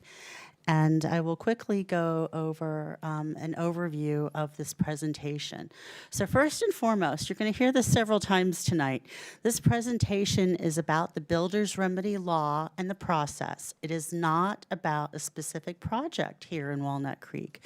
And I know that people will be itching to be able to talk about specific projects, but it really is about the process. Also, we'll go over state legislation with regard to the Builder's Remedy and the Housing Accountability Act. And then where we were at during this process with the City of Walnut Creek's Regional Housing Needs Assessment, going over the process about builder's remedy and then the timeline. With that, I will pause right here because just like most things housing, it takes a village, and I have a supportive set of partners here with Claire Lai, our assistant city attorney, and then Steve Mattis, our city attorney. And I would just jump in at this time just to again remind the council, as we've been talking about, that tonight's presentation is really about the law itself. That was the request we had. It's not about a project. As the council is aware, the project that has been filed is an SB 330 project. There are 5 hearings that are allowed under that process. And so if the council were to move into a substantive discussion of that project, then this presentation tonight becomes one of those hearings. And we have made it clear through the agenda that this is not one of those hearings tonight. Okay? Thank you. And then I guess the other caveat is that I'm the community development director, not a legal counsel, so I'll be deferring all legal questions to legal counsel. So what is the builder's remedy? So it is a provision under the state's Housing Accountability Act, and it applies to housing development projects that are proposed that includes statutory percentages of affordable housing. And I'll speak to that just a little bit later, some examples. But in order for a builder's remedy project to be rejected, it requires a jurisdiction to make specific findings before a project can be denied. And then lastly, the housing project does not need to comply with the general plan land use. So, a little trip down memory lane over here, and but back whenever there was a kinder, gentler California Housing Accountability Act, way back in 1982, that there was the same concern as we have right now, that there's not enough housing. So this has been a long-standing issue within this state, and the Housing Accountability Act became law specifically to address housing supply and affordability. In 1990, so 8 years later, the builder's remedy was added, and the builder's remedy had special provisions, and I'll get to that again later, but essentially that there was a 20% affordability required if a builder's remedy project were to be proposed. In 2024, that percentage was lowered, so going from 20% to 13%, and then in addition, that percentage could be applied retroactively. So if the builder's remedy project was currently, in place and going through a process, it could the percentage of affordability could go from 20% of the units being required to be affordable to 13%. Also of interest are 2 other pieces of legislation, SB 330 in 2019, that established streamlining and preliminary application processes. And this is important because of this deemed complete status, with the preliminary application locking in the project before filing a complete application. And so as we go through some timelines later on, this is going to be an important component. Also, AB 1886 in 2024, so that basically it said the housing element is only substantially complete for the purposes of builder's remedy when either HCD or a court makes that determination, and that substantial compliance is pegged to the date that a builder's remedy project submitted an SB 330 preliminary application. So we have excerpted the language from AB 1886, and it references confirming a 3/16/2023 HCD regulatory interpretation. And I'm going to do something I very rarely do whenever I do presentations, and I read this verbatim because it is very important to go through each of these elements, so that where a jurisdiction submits an adopted housing element before submitting an initial draft or before considering HCD's findings on an initial draft, HCD will consider the adopted to be an initial draft for purposes of both HCD's review and the jurisdiction's statutory compliance. And a jurisdiction does not have the authority to determine that its adopted element is in substantial compliance, but may provide reasoning why HCD should make a finding of substantial compliance. In addition, a jurisdiction is in compliance as of the date of HCD's letter finding the adopted element in substantial compliance. Any other letters are not a finding of substantial compliance. In addition, in the legislation, it also states that it does not constitute a change in, but is rather declaratory of existing law. So, when can a city say no to a builder's remedy project? So that there are specific findings that a city would need to make. One is that a city has a substantially compliant housing element, and this is a condition too, so both of these conditions need to be met, has met or exceeded its share of regional housing need for the types of housing the project would provide. And in a subsequent slide, I will show you where we were at in terms of the prior housing element implementation and why we were not able to make this finding. The second finding where where a city could say no to a builder's remedy project is if the project would have a significant quantifiable, direct, and unavoidable impact on public health or safety. And those conditions were not conditions that the city was in during our housing element journey, I'll call it for the moment. A project violating a specific state or federal law, and that there's no feasible method to comply, rendering the project unaffordable to low and moderate income households. Again, those conditions also weren't present in the city during our housing element journey.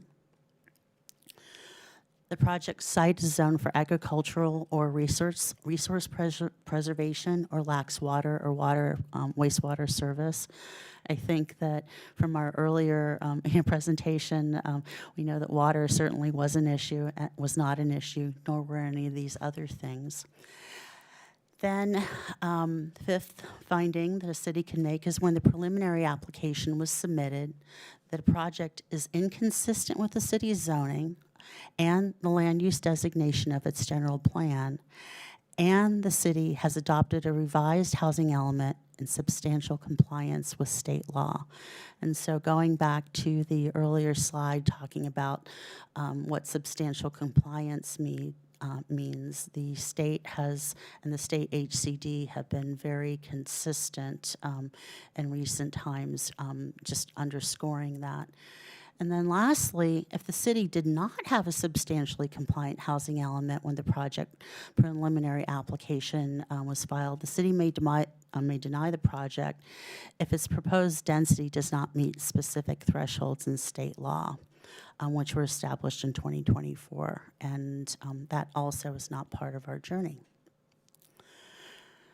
So, this is where all the great, legal court decisions and everything, come about. So that there have been a number of trial court decisions in Southern California, because Southern California, as a cohort, went before Northern California in the RHNA, which is the Regional Housing Needs Assessment process, to develop a housing element, and that the cases there relate to finding number 5. And focus around being substantially compliant, having a substantially compliant housing element. And that consistency with the statutory intent that the substantial compliance means HCD certification.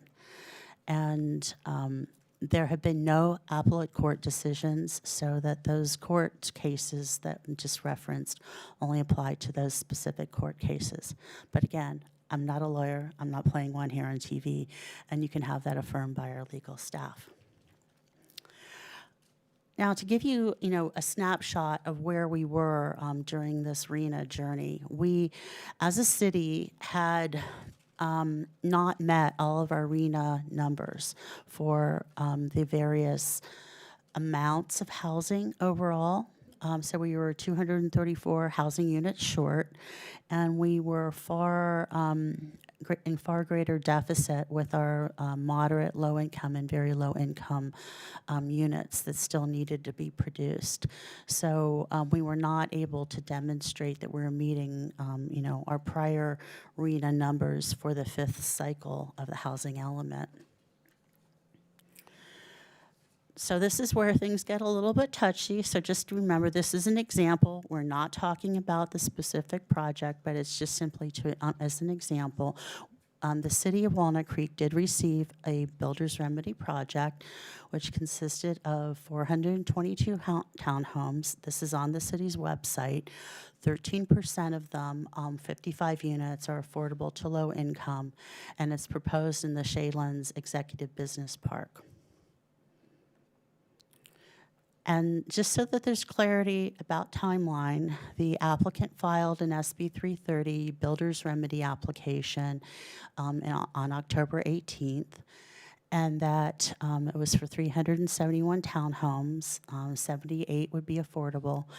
On April 9th, so that was back in 2023, and April 9th, 2024, the actual application was, the formal application was received, and consistent with state law, was able to increase an additional 20% with 422 townhomes, and 86% or 20% of them affordable. And then we were notified on October 11th about the desire and intention to be consistent with what state law allowed, retaining the 422 townhome units, but reducing the total percentage of affordable units to the 13% or 55 affordable units. And then subsequent to that, there was a CEQA scoping meeting for environmental impacts. Again, this information here is not intended to speak specifically to the project, but to be able to demonstrate that a builder's remedy project at sort of time one was able to come in with a certain number of units under state law that was allowed to be increased whenever the formal application was submitted, and then subsequently, whenever the new state law was adopted, and signed into law, that the percentage went from 20 of affordable units went down from 20% to 13%. Okay, so. This is a journey map for housing element and builder's remedy and everything else. So basically, the city council adopted this is all 2023. On the 24th of January, city council adopted the housing element, and then it was submitted to the state HCD on the 27th, so just a couple days later, and the deadline in order to have it into the state was the 31st. So we made our deadline over there. Now, Erica, can I? Yes. While we're on this colorful chart, before we leave Yes. it, you had put up a slide earlier from HCD, one of their advisory policies, and it referenced the situation where the initial draft had not been submitted to HCD, but the agency still adopts the housing element. Refresh my recollection, we had submitted our initial draft to HCD prior to adopting the housing element. No, this was our initial submittal. I see. And if you will humor me for a moment while I go through the timeline, but then come back to that because it may be important. So essentially, then we got it into the state, but then the state had 90 days to comment. And then after that, time went on, and the council, we'd been having discussions back and forth with state HCD, and then council adopted an addendum on the 21st of March, and then we, submitted it to, the state. Then there was a second addendum approved on the 1st of August, and then the city submitted it. And then there was a technical update in October 13th. 5 days later, we received an SB 330 application for a builder's remedy project. And then we, between the 13th to the 20th, the state had required a 7-day review period. And then on the 24th of October, we had received a letter from the state HCD saying that we're certifying the city's housing element. Now, going back to your question, so, why, I think it might be a reasonable question about why had the city submitted an earlier, document, et cetera. Our understanding up until within maybe a month of that point, and the advice we'd been getting from all of our consultants and legally, and then also from others, within ABAG and so forth, the expectation was that this was going to be handled much like it had previously in the past with former cycles of the RENA, and that by having a council adopt, a document and then transmit it to HCD, that would meet the expectations. And as we were gearing up toward that, we were being told by HCD staff that no, they had 90 days to review, and that we and others, not only just us, but in Northern California and still in Southern California, had legal vulnerability with regard to builder's remedy. Okay. It had gone out for public review before we adopted it, right? It was a 30 or 60-day public review period. It had gone out for review, yes, but it hadn't been transmitted, specifically to state HCD for review.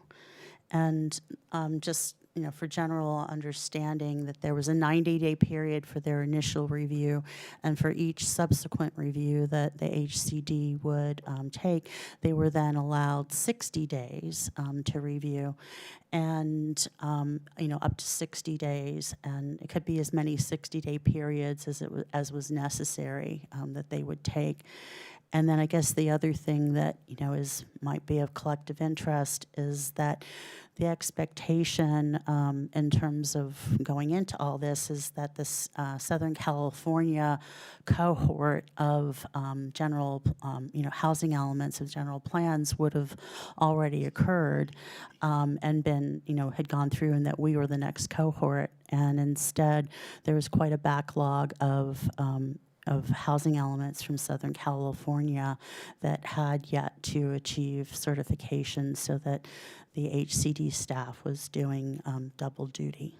Erica, if I can just jump in on part of this too. When we did the public review, we did submit a version to HCD earlier, but HCD advised back that it was insufficient. And so then when we submitted in January, it was technically a second submission, if you will. So. And and then I think also that there was what everyone was experiencing over time. Just there was the reference earlier to the supporting the legislation to get clarity, in this legislative session, because the goalpost kept changing, and specifically as they affected affirmatively furthering fair housing standards, as well as the standards by which one would be able to have an acceptable number of sites identified for housing. So everybody wants to know what the next steps are in terms of next steps for a project, so that for our current Builder's Remedy project, we're in the process of the CEQA Environmental Impact Report preparation, and then have not yet scheduled any of these subsequent meetings, but there's a Design Review Commission study session, and then it would go to Design Review Commission for recommendation to the Planning Commission, and then the Planning Commission hearing where a decision would be made about the project. Would it not come to City Council at any point here? Go ahead. So in these stages, And I want to just be clear for the council and be clear for the record. So this would happen if we had any builder's remedy project. We happen to have one, but any builder's remedy project would follow these same procedures that might have been filed. Now, we all recognize that because we ultimately got our housing element certified, right now, if someone were to try to file one, we would deny it because we have a certified housing element. But with regards to Mayor Pro Tem's question, under the city's existing zoning requirements, this project, as it's proposed, would not come to the city council for the initial levels of approvals. It would only come to the city council if it were if it were appealed, I'm sorry. Can I get a clarification? Is that because the presumption is that the fact that it may not meet your current zoning or general plan land use designation requirements is a moot point? Yes, Because it's if there were- not legally necessary for that determination. They can be non-compliant. The applications that would be needed here are applications that, by the town's municipal code, go to the planning commission So it for doesn't- action it and are doesn't only need to appealable come to the to city us. council. A similar project not under the builder's remedy that might not be consistent with our general plan land use designation would have to get all the way to us. That's correct, because if it were inconsistent with the general plan, that general plan amendment as a legislative act would have to come to the city council. Thank you. Or to be clear, or alternatively, it might be denied at the planning commission level because it's inconsistent with the general plan. Let me just do a quick check. Are we through the presentation, or do we have a little bit more to go? We're through the presentation. Okay, so let's get into the question portion of the evening.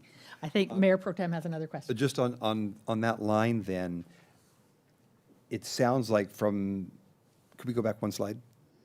From this slide, that there is no point that the city council, our city council, or any city council would even be reviewing a builder's remedy project to see from a council determination if that would be validated under a builder's remedy. So the answer to that question is in part very Walnut Creek specific. Some cities have their zoning code set up such that actions of the sort that are necessary for this project are required to go to the city council. They just set up their zoning structures in a different way, and the city council becomes the final decision-making body, even absent an appeal. They become the final decision-making body.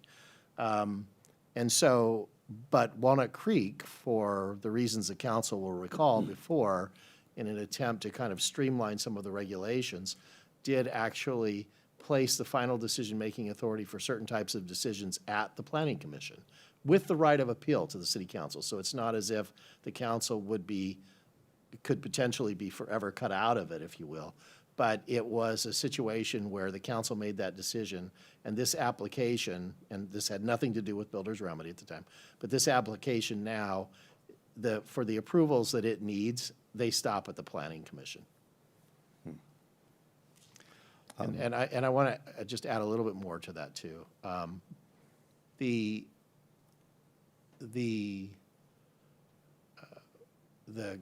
case law that the council is aware of from advice we've provided to you does support kind of the general comments that Erica has put in her staff report and that we've advised the council about.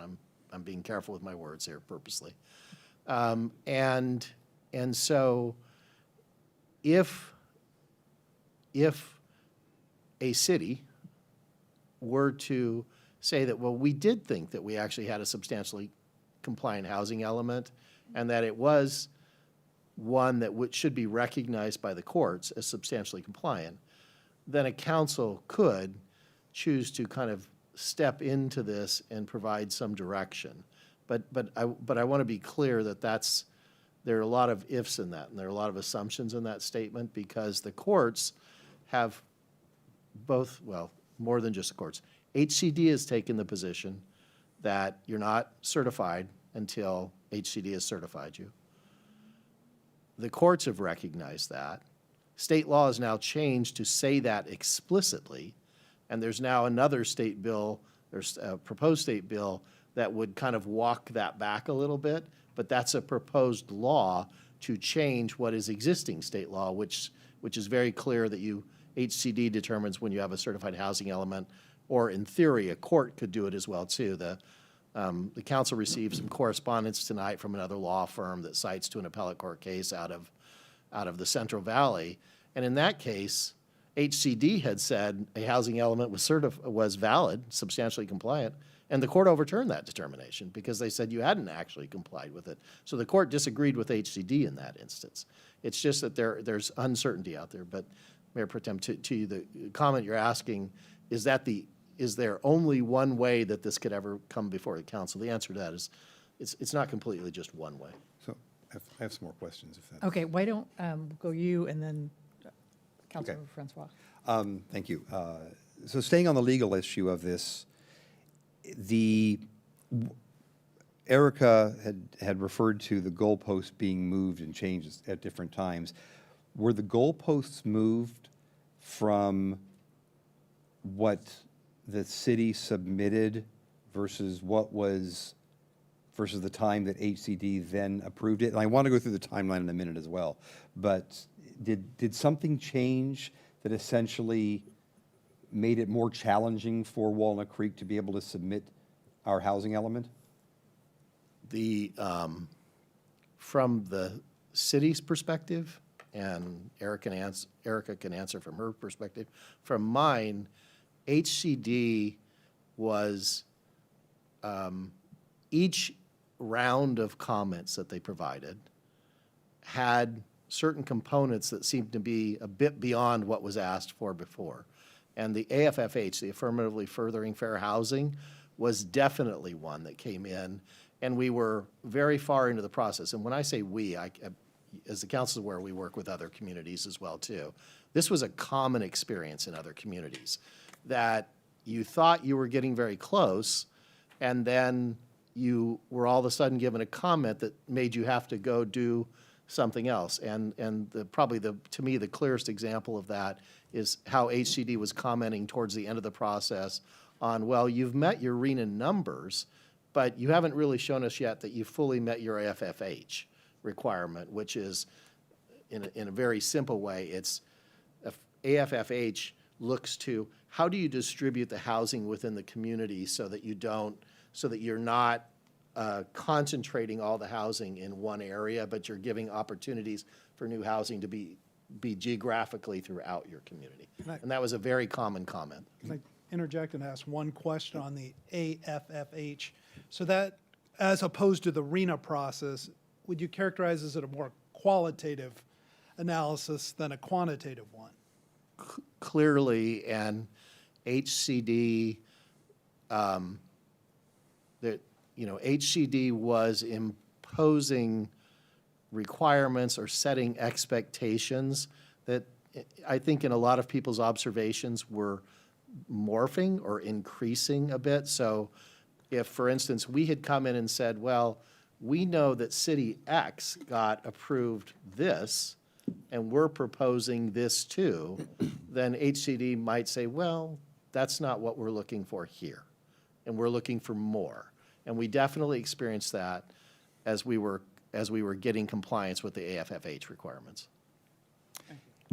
If a city had met the RENA numbers as we had understood them to be, knowing that they would be within reasonable distance from major public transit, from major transit routes, and then there were areas that were far outlying that weren't supported by the infrastructure that would allow easy public transit access, is that something that the HCD took into consideration or not? They did take into considerations when they were kind of rating available sites and viable sites. They did look at criteria like that, like what was closer to transit, where transit was available. Where they seemed in particular to comment on the FFH issues were communities not dissimilar from Walnut Creek, where you have a number of specific plans. Remember, Walnut Creek didn't have to rezone any property to meet your RENA obligations because the council had been so far out in advance in approving the specific plans. But the specific plans were placing a lot of the new development here in the core area, in the downtown areas and whatnot. And when HCD was looking at AFFH, they're saying, well, we want to look out at your entire community. And the way that they played this out in a lot of communities is they started to ask for, well, what about the potential for duplexes and triplexes out in your single-family neighborhoods, so that you're, again, spreading the availability of housing units more geographically across your jurisdiction. So they were looking at it really through two lenses, not just transit and transit availability, but also where's the available housing going to be located at. If I may add to that just briefly, it was, the numbers was a necessary condition, but it was not a sufficient condition. And in order to address, as Steve had said, the AFFH requirements, that was a new dimension that had been added into this cycle of the housing element development. Okay, thank you. So I just want to go over the timeline. If we can go back to that one very colorful slide. And I just want to understand some of the specific, and what Easter, yeah, the Easter colors, right.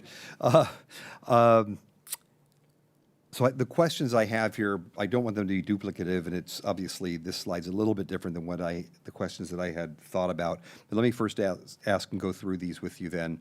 So the January 24th, we adopted the housing element. It was submitted to HCD ahead of the deadline of January 31st. Correct. Right so far? Okay. The first addendum to the housing element was approved on March 21st. What was the deadline for submission on that? So the deadline for that's a difficult question to answer, and the reason why is because we'd gotten the feedback from HCD that there was still more to be done, and particularly on the AFFH side, they had 90 days to get back. So they were on a time clock. We weren't. And so after the 31st of January, technically we had exceeded the amount of time that the state HCD was giving us, and so that everything after that was as quickly as we could get the work done and back to them. And we were talking with them along the way and asking the question, what would it take in order to receive HCD's certification, in writing? So January 31st was the deadline to have it certified, but the questions that HCD would come back with to us requesting additional amendments, addendums, the clock didn't stop for that. It just kept on going. It had to be January 31st and back and forth, back and forth. Similar to somebody who speaks for 2 minutes and we're asking them questions, we wouldn't just cut them off at 2 minutes still. We would let them be able to ask the question and answer the question. So it's actually much more similar to the requirements that we have as a city, that we're required to respond back within 30 days, for example, to development permit, and give that feedback. But then the applicant has as much time as they need to be able to respond to those comments. But we're not penalizing them if they don't get back to us. No, we're not. But they're not.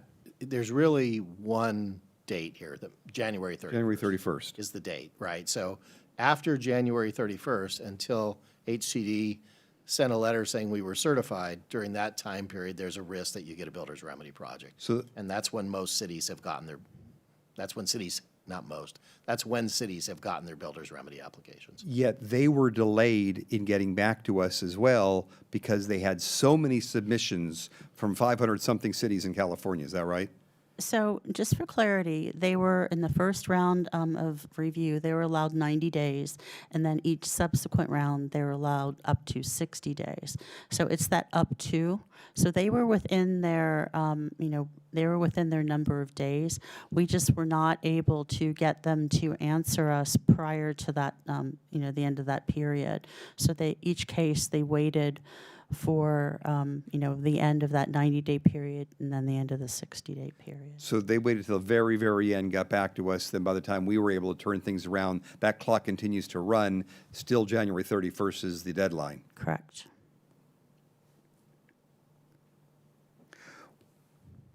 This is probably more of an opinion question than anything else, but was that the intended loophole? I mean, was that HCD's intention to put us in essentially a no-win situation? Or not just us, but any city? Well, a lot of cities experience the same delays, and so HCD would say they wouldn't present it as a failure on their part. I think they would say, and I'm not speaking for them, but I think they would say, we responded within the time frame within which we were required to respond, and they did, and throughout, well, I wouldn't say throughout the process, but later in the process, we would schedule phone calls with them, and we would talk to them and see that we were moving in the right direction and getting things set up so that we could get them to ultimately approve. And so they were willing to work with us more towards the end of the timeline as they saw that we were getting closer. And that was an experience that a number of cities had. But there was a lot of frustration about the fact that it was taking so long to get those initial responses that because it was leaving cities exposed to builder's remedy applications. And not just so long, but they then were adjusting we'll say adjusting instead of moving, adjusting the goalposts to put additional requirements on cities. So taking a while to get back and additional requirements requiring cities to take longer and longer to be able to get those submissions in. Do I have that accurate? That's correct, but again, I'm quite sure they would dispute that they were adjusting, moving the I goalposts. see. That might have been the perception of a lot of cities, and, we all experienced it directly, but, they would go back and say, well, everybody had the AFFH obligation since it was adopted in 2018. 2018, thank you. And so I'm just like wanting the council to understand that HCD has their side of this story as well, too. Right. And in I'll let my- all fairness to HCD, I think that whenever they spoke with us, they were consistent in calling it a clarification of the requirement as opposed to a new requirement. Mm-hmm. Those are my questions for now. I may have one or two later. Thank you. Councilmember Francois? Thank you, Mayor. For whoever wants to take it, in terms of following up on some of Mayor Pro Tem's questions on the process, my understanding is that a full environmental impact report, we have one builder's remedy project, and we're talking about the process, I understand, but, so the process is that a full environmental impact report is being prepared for that project? Yes. And that would look at things like air quality and traffic and noise and Yes. all environmental issues. In terms of the entitlements that would be needed for the project, it's a subdivision map and design review, essentially? Largely. Okay. So design aspects of the project, the environmental issues are going to be addressed or looked at in the EIR process. That's a public process. Correct. The design review will be looked at by the Design Review Commission, not by staff. That's a public process. Correct. And the subdivision would be looked at by the Planning Commission, and that's a public process. Also correct. And then the subdivision could be appealed to the Planning Commission's action on the subdivision could be appealed to the City Council. Yes, or the Planning Commission is also now the body that makes the final decision on design review. And that could get appealed up to the council too, as well as any certification of the EIR. All the environmental issues could be appealed up to the council too. The EIR certification could be appealed to the city council. That's So correct. then I want to, okay, so I think I've got a good handle on the process. There was a comment in the letter that we received today that arguing that we were substantially compliant as of August 25th. HCD told us in a letter or correspondence or something that we weren't, and that's why we prepared the third addendum, I believe. That's correct. They did communicate to us that we were not, that it was their view that we were not fully compliant. And because, as the council is aware, there's also a 7-day public comment period that is associated with the submission of each draft.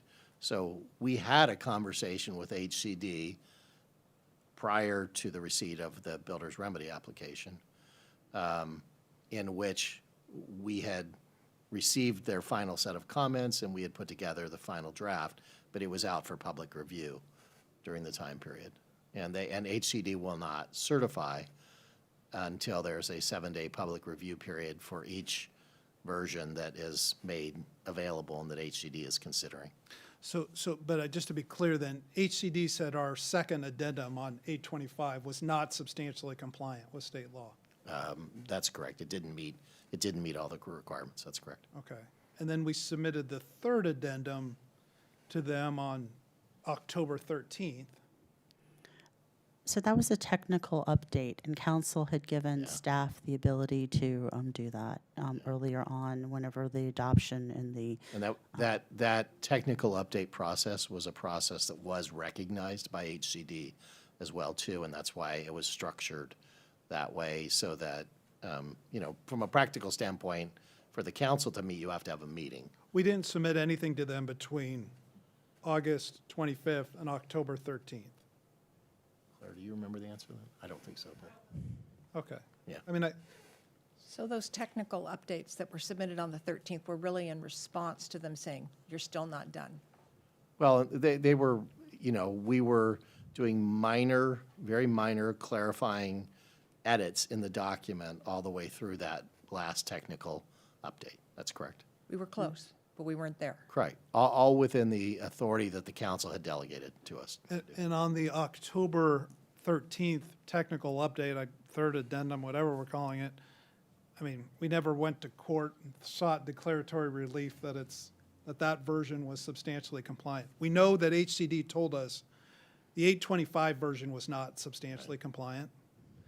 And the last version that we sent, we got approval from them less than 2 weeks after we sent it, saying you're substantially compliant. Right. I don't see how we could have got court relief for that within that short period of time. I agree. Okay.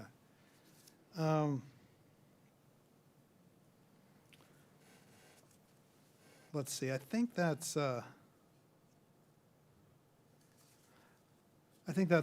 my questions for now. Okay, I've got just a couple. So, just so that we're all on the same page, what is the current standard for determining whether a city has substantial compliance with their housing element? So the two ways that can be determined right now are a letter from HCD or a court determination. And on this chart, that is the purple. That is the purple. That is the purple. And there's been a lot of talk about different court cases. Has there been any broadly applicable court cases that could be relied upon to change that interpretation of state law relative to when we have a substantially compliant housing element? There have been no reported appellate court cases, which are the types of cases that can be relied on as law. There have been a series of trial court decisions in Southern California, some of which have gone, most of which have gone in favor of the interpretations that we've been talking about here, that you have to have HCD certification, and the one or so that went in favor of a city was on a very narrow issue that we don't think is relevant here and wouldn't be controlling anyway, because it's a trial court decision, not an appellate court decision. Okay, and then just because this is probably going to be, people that are interested in this are going to come and watch this, I want to make sure people understand this is a briefing for us on the builder's remedy, and the Mitchell Townhomes project will have its own process. So the places where members of the public who want to raise issues or discuss elements of the project really are going to be through the EIR process, written comments on the EIR. It sounds like there will be a design review hearing. Correct. And a planning commission hearing. That's correct, and if there were to be an appeal to the city council, they could make their views known at that appeal hearing as well, too. So if members of the public want to provide input into that project, that would be where we would direct them. That is correct. To go. All right. Councilmember Silva? Thank you to staff for all of this work and trying to provide some clarity for all of us. And I know it's very frustrating because it feels like we have no authority, but we have some. Many cities have more of these. Are most only having one, or how do we stack up in comparison to others? Because I know Santa Monica has thousands of units in play in builder remedy. Yeah, in our experience, there are often more than one. As the council's aware, I'm city attorney of another city that is a tenth of the size, tenth of the population here, maybe 20% of the population here, and they have two right now. And Palo Alto has a number, and Mountain View has a number. And they are, so that Walnut Creek only has one is, puts it in, you know, in a, I would say in a pretty good position in that sense. And it's also important, and I will say this too, there are a few cities that have lost their certifications since they received it. And then you've seen an uptick in builders remedy projects in those cities as well too. And so maintaining compliance with all the requirements of your housing element is really critical. Portola Valley was decertified. All those AFFH and those interim check-ins on progress toward your RENA numbers, they can pull our certification. They can take away our good housekeeping seal of approval. That'll show you how old I am. And then you're subject again to the prospective builder's remedy applications. That is correct. There are actually cases that they have pulled it. I mean, I know there's a threat, but there's.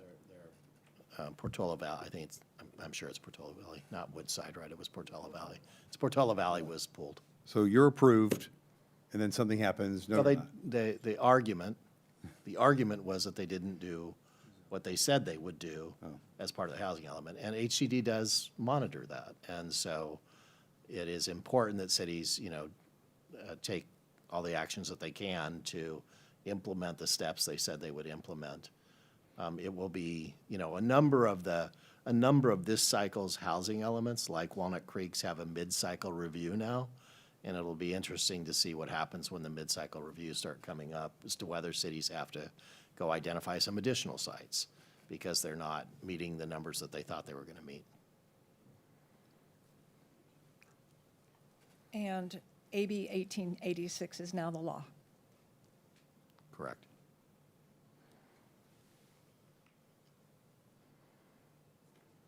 All right. Councilmember DeFinney? Yeah, can we put the timeline back on again?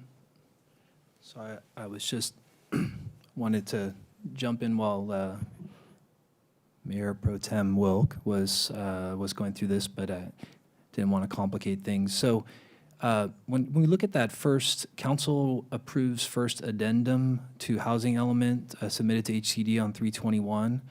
I mean, it sounds like we got feedback much sooner than the 90 days during that stretch, right? I mean, like, we submitted the deadline, we submitted on 1/27, and by 3/21, we're already sending them back comments on their comments? We're sending them comments on their comments and trying to respond to their, the issues that they'd identified. And then on 3/27, they sent another letter asking for some changes, right? That's the 3/27. Asking for providing more specificity on what they were asking for, and the things that they were asking for required more work and more analysis and more diligence. So it took a longer amount of time to respond to each one of those items that they'd identified. Okay. And when did they bring up the AFFH the affirmatively furthering fair housing. When did they first bring that up? Was that in the first round, the second round? Like, when did that get brought to So attention? AFFH was actually part of the, marching order instructions that were given for the most recent, it's called the sixth cycle Okay, so of it the was. housing element. And because it was still relatively new, they were down in Southern California first, essentially rolling it out, and there was a learning process that happened, and then we followed in Northern California shortly on the heels of Southern California, so that we got the benefit of the learning that took place in Southern California about what AFFH really meant, and that it went beyond just the more cursory guidelines that HCD had given all the jurisdictions. And then as we were going together as a cohort within Northern California, it was a further learning process. When do we get the, okay, time to start working on your new housing element, starting, that's due on 1/23? Like, when does that process start? Is it 6 months ahead of time? Like, when is the new I want to say it's requirements rolled out? typically about 2 years beforehand. 2 years beforehand. And the process is the state has a global number, then it goes down to the metropolitan planning and council governments level, and then it gets distributed out to the jurisdictions. When do we receive it? When does the city get the final language? Off the top of my head, I don't know, but it's certainly a year and within that 18-month to 2-year time frame. So it happens pretty quickly. To be clear, it wasn't necessarily just language. It was our actual allocation of the numbers that we had to. We that had we those to for meet. a year and a half, 2 years. Claire, do you remember how long we got that? I think we have to remember there's the ABAG is in the middle of this, and That's SAG right. is in the middle. ABAG was so- calculating those numbers, Yeah. and then there's actually an appeal process that you can go through at ABAG as well too. We can get the council the exact date. I don't remember, but it. I don't I know some remember of the either, new but we were legis- arguing with ABAG about their allocation of the 440,000 across the 9 counties and the 100 cities for a while, because I was in Seattle Yeah, testifying. there was considerable, across California where the MPOs had allocated out the numbers, there was considerable response and consternation. The statute is set up that the appeal process is very, it's intended to be very fast and specific in the sense of you get to final resolution quickly in that process. And in Southern California, communities like Coronado attempted to challenge that determination and lost when they attempted to challenge their allocation. Yeah, I mean, I'm just trying to clarify because some of the new legislation that's being proposed, I forget the name of it, like 660, or it's giving the city an additional 6 months, right, of planning. AB Right, but it doesn't 650. change the process, it just makes the timeline longer. Longer, that's why I was trying to Or- figure out what is It that starts timeline, earlier, like but making it longer? They haven't from adopted it yet, so. a year and a half to 2 years, or from 6 months to a year, but okay, that's fine. What happened from 327 to 8/1? It seemed like there's a big break there.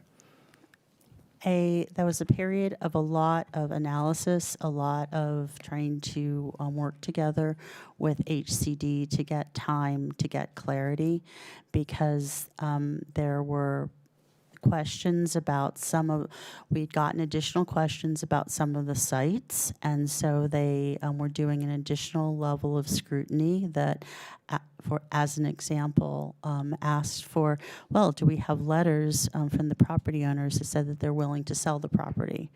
As an example, and that was an additional level of scrutiny that we were given on specific sites. Then with the AFFH, there were many dimensions, so it wasn't just simply, okay, here, if you do this, check the box. It was like a 3-dimensional box checking exercise to be able to get, and we are known as a highly resourced jurisdiction, so that because we're considered to be highly resourced, we were given an additional level of scrutiny and had to go through some additional discussions and debate with the state. And many of their out-of-the-box proposals.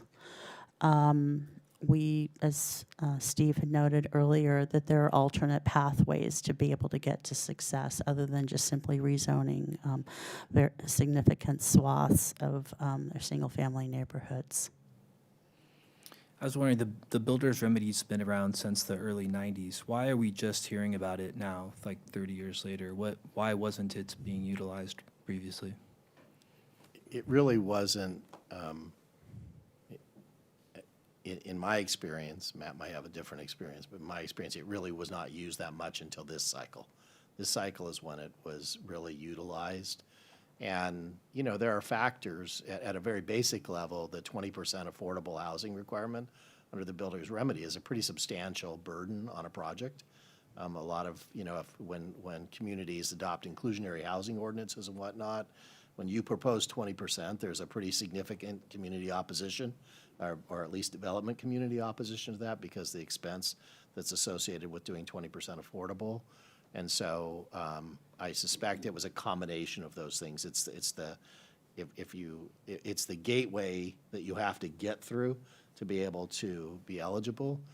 We're now in a situation where there's a lot more intense, higher density development that's going on, and so maybe that makes it a little bit more viable. And the recent changes that drop it to 13% also bring it a lot closer to what you see in a lot of inclusionary ordinances and communities. I think all that is right, Steve, and I think one thing that happened in 2020 was that the legislature had enacted SB 330, which allowed for an earlier vesting right than ever existed in state law before.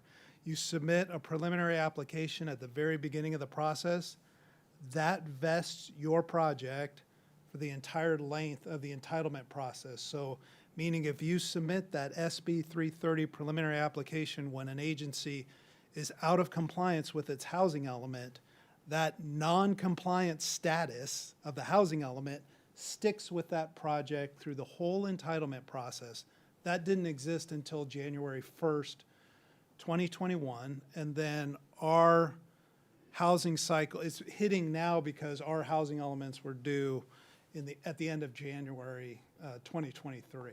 But that never existed, you know. So cities were going and fixing it and then saying, oh, well, we're in compliance now, so we'll reject your project? Yeah, it would have taken you would have gotten into compliance by the time the project would have gone up for hearing to get approved. Okay. And it's interesting because, Mayor Pro Tem Wilk hit on this about some sort of like consequence, or did they have some sort of plan in mind with this? You know, when you think about things that are submitted, you know, the builder's application is deemed complete upon submission. You know, but the housing element is deemed incomplete until the very end. It seems like a double standard there. And then another example would be, you know, if you file your taxes on time, you don't get hit with late filing fees. You get hit with maybe you didn't file your taxes correctly, but you filed them. So it's interesting that they've taken that position here. It doesn't seem that I wonder, does the state just feel that like the cities are just not acting in good faith in general? So they're kind of taking a fairly punitive approach? Would that be?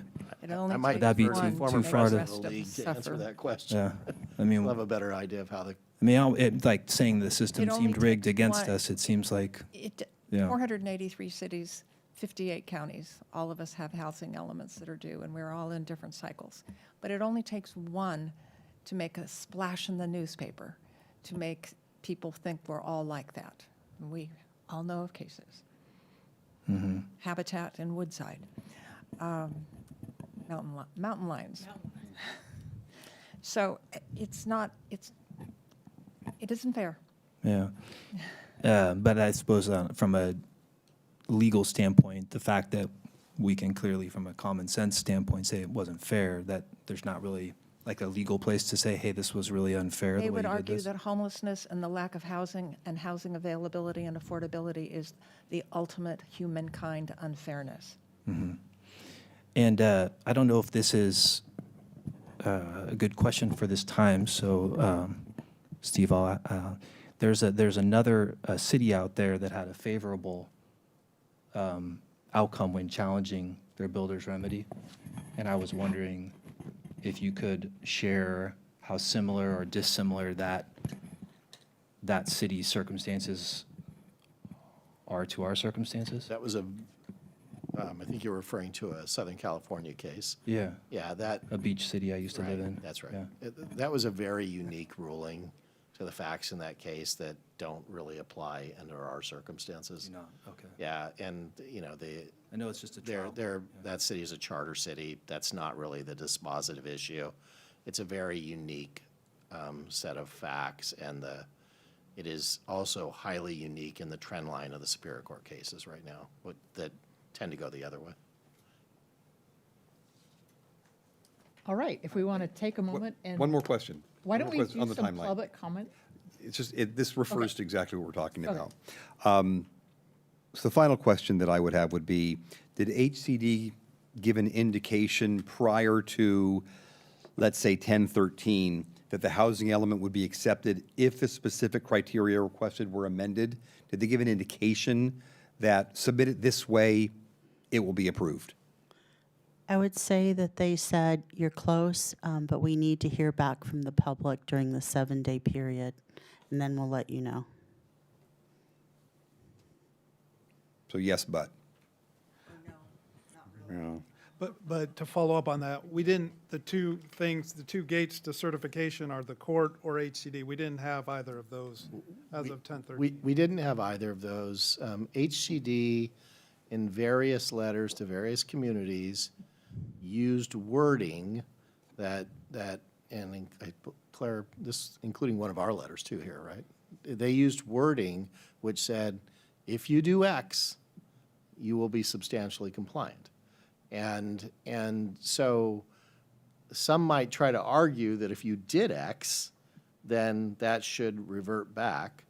And that is part of the rationale that Senator Becker's bill is proposing, that if you were in that scenario where they said, if you do X, then the time it takes us to process, you might not be subject to the builder's remedy under this new law that they're considering. But that is a change to what the current law is right now, and there's no, again, we don't know whether that will ever pass, and it would apply prospectively. And so it is a situation where when you're in this discussion with HCD, you do get to a point where what they really say is, we have no further comments. And you can, and if you want to start your 7-day review, go ahead and do that and then submit it to it, and we'll respond back, but we cannot respond back until after till the 7-day public review period is gone. There were a series of 7-day public review periods we went through in this process. The last one was in October. We did not change the housing element at all from what we submitted to start that 7-day review period, and that is the housing element that was certified. All right. Okay, one more question? Yes. And based on what you just said, we were subject to being required to make further changes if the public had said something that HCD thought was substantive from their perspective. There was I would word that slightly differently. I would say we were at the risk that if a public comment had come in that HCD thought needed to be addressed, they could have told us, go address that comment. And so, yes, it wasn't guaranteed. The door was open. Right. It wasn't guaranteed that we were going to be certified. Okay, thank you, Erica. Now it's time for public comment.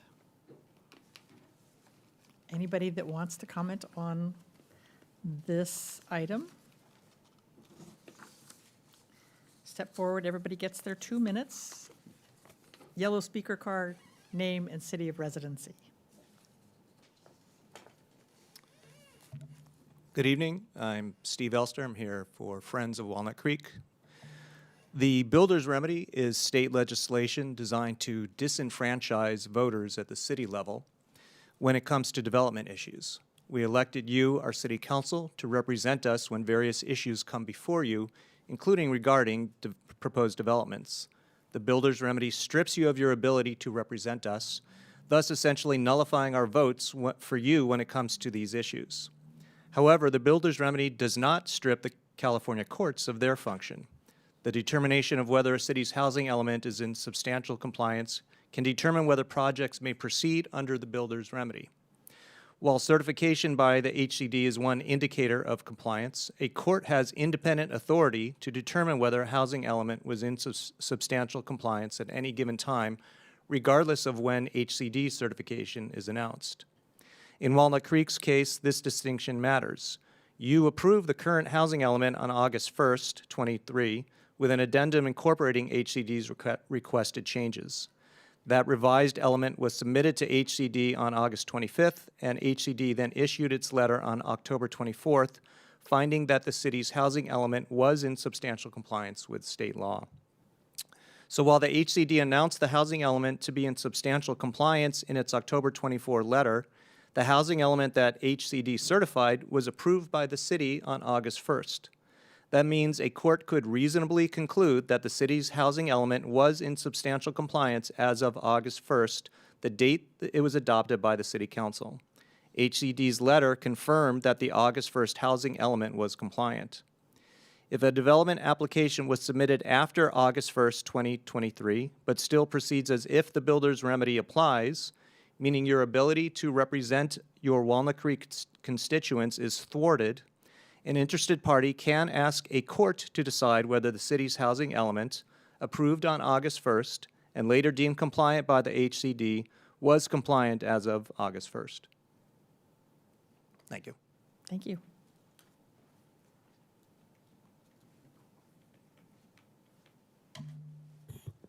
Never quite fits me. Charles Krelling, Walnut Creek. My comments are just in the form of some questions. Did we know or should we have known we were legally vulnerable to builder's remedy?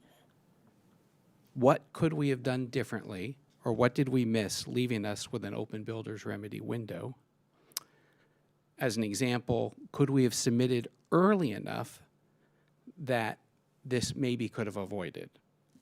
Why didn't we submit maybe the prior July for a stronger position? Why did we submit so close to the deadline? If we submitted everything timely and good faith, what will the council or city do to assert that position with the state?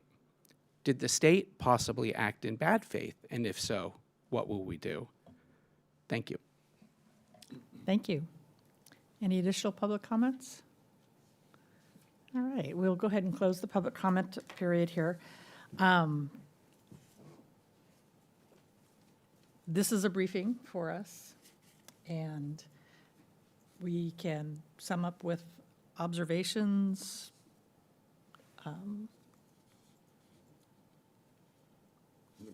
We can thank staff for their report. We could add additional discussion on. I will ask one question that Mr. Krelling brought up, which was when were we notified that we needed to initially submit for the housing element? We submitted it, what was it, January 27th, just ahead of the deadline, but when did we essentially understand what the foundations were that were needed to submit the housing element? I know why it took a while to do, because we sat through multiple meetings and we know how much staff worked to do it. And I want to add, that's the same question I've been trying to get to the bottom of with my previous question, which was, when did we have everything we knew we needed to start the process? What was that? So I'll tell you up front, I'm going to give you an incomplete answer to your question, because I only arrived here in that prior May. And but what I do know is this, that the consultants that were available, and the consultants that were available to assist not only us but others here in Northern California, had to continue their work in Southern California, so that there was a lot of overlap. So that's one thing. The second thing is that the guidance and advice that that ABAG had given to the jurisdictions, and to and that we as jurisdictions were following. Our goalposts were initially to make the 31st of January of 2023. Now, that having been said, I know that shortly after I arrived here within Walnut Creek, there was suddenly a lot of discussion happening within planning and community development directors forums about differing expectations.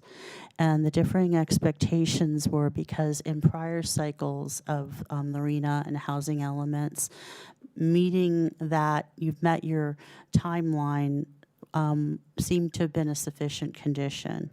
And then as more and more jurisdictions in Southern California had exceeded the time frame of being, meeting their legal deadline, and then it was starting to come into the Northern California time frame, people recognized that there were more consequences potentially in play. And so most of the consultant contracts that for the majority of the jurisdictions had been designed to be able to achieve success by that January 31st deadline, and had not built in, additional amounts and rounds of, of back and forth with, the state.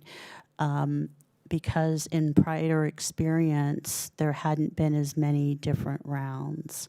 And so that is my explanation. And the AFFH element in particular was a learning experience that the state HCD was going through, and how to be able to communicate effectively with jurisdictions to explain it most appropriately. And in order to be able to staff up within HCD to be able to meet the demands of the reviewing and so forth, there were a lot of new staff too. I think that all these things were, so they did not have as much time and capacity to be able to do one-on-one coaching and so forth. So, and then, keep in mind, I know it's hard at this point, but we're also just in the midst and then coming out of COVID. So all of these things were a perfect storm. Let me just add to that with a little more detail, because I know Erica wasn't here in the beginning. The city began working on this in 2021. To give you a sense, the information came out, I don't remember the exact date, but the prior community development director and staff was actively involved. We were providing updates.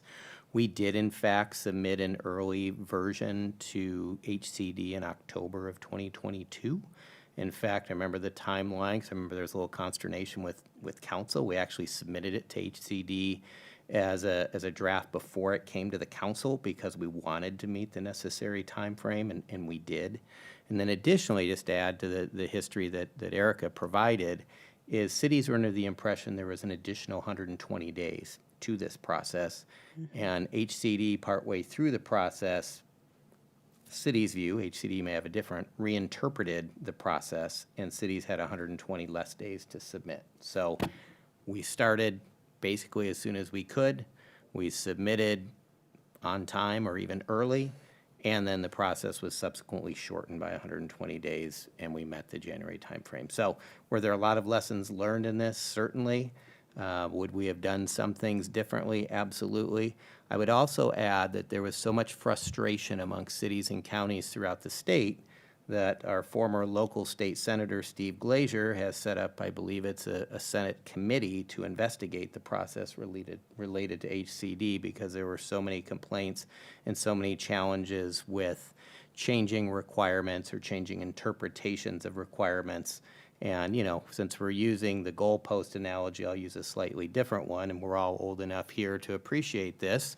Going back to the Snoopy days, it felt like HCD was Lucy holding the football, and we're Charlie Brown trying to kick it, if you want more of a generic description of the process. So actually, the California League of Cities gathered information from cities throughout the state, submitted that to this Senate inquiry committee that is reviewing the process in hopes of clarifying, because ultimately the goal is the same amongst the state and the cities to have a certified housing element to achieve housing goals. That is the ultimate goal here. And so in theory, we should be all on the same page working in partnership to get there. It hasn't quite felt that way throughout this process.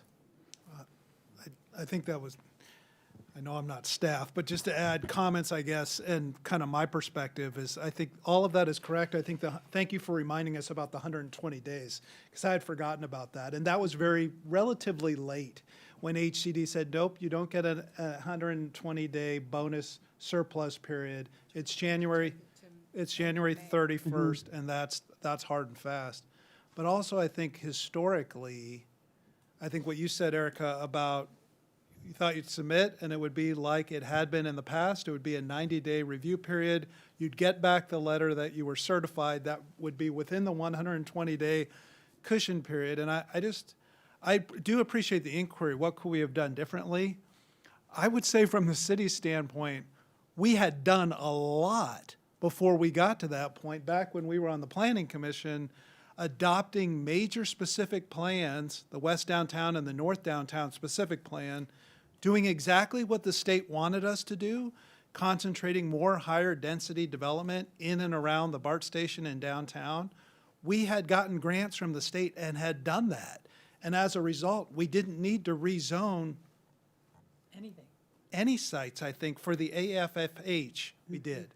Right. That was an extremely frustrating process. So I'm glad to hear that there's a legislative inquiry about it, because in my mind, that was very qualitative, it was very subjective. I know it was a state law, a new state requirement. I think HCD was fumbling through it and figuring out as they were going along. It was a game of hot and cold, in my opinion. And I think that if there's an area for legislative fixes, it's to provide more objective, quantitative standards as to how an agency meets that. Because that was the part that I found very frustrating, and I mentioned it to an attorney general at a conference who does housing law. I said, you need to provide very clear guidance to us. We're trying to do the right thing. We're trying to get in compliance.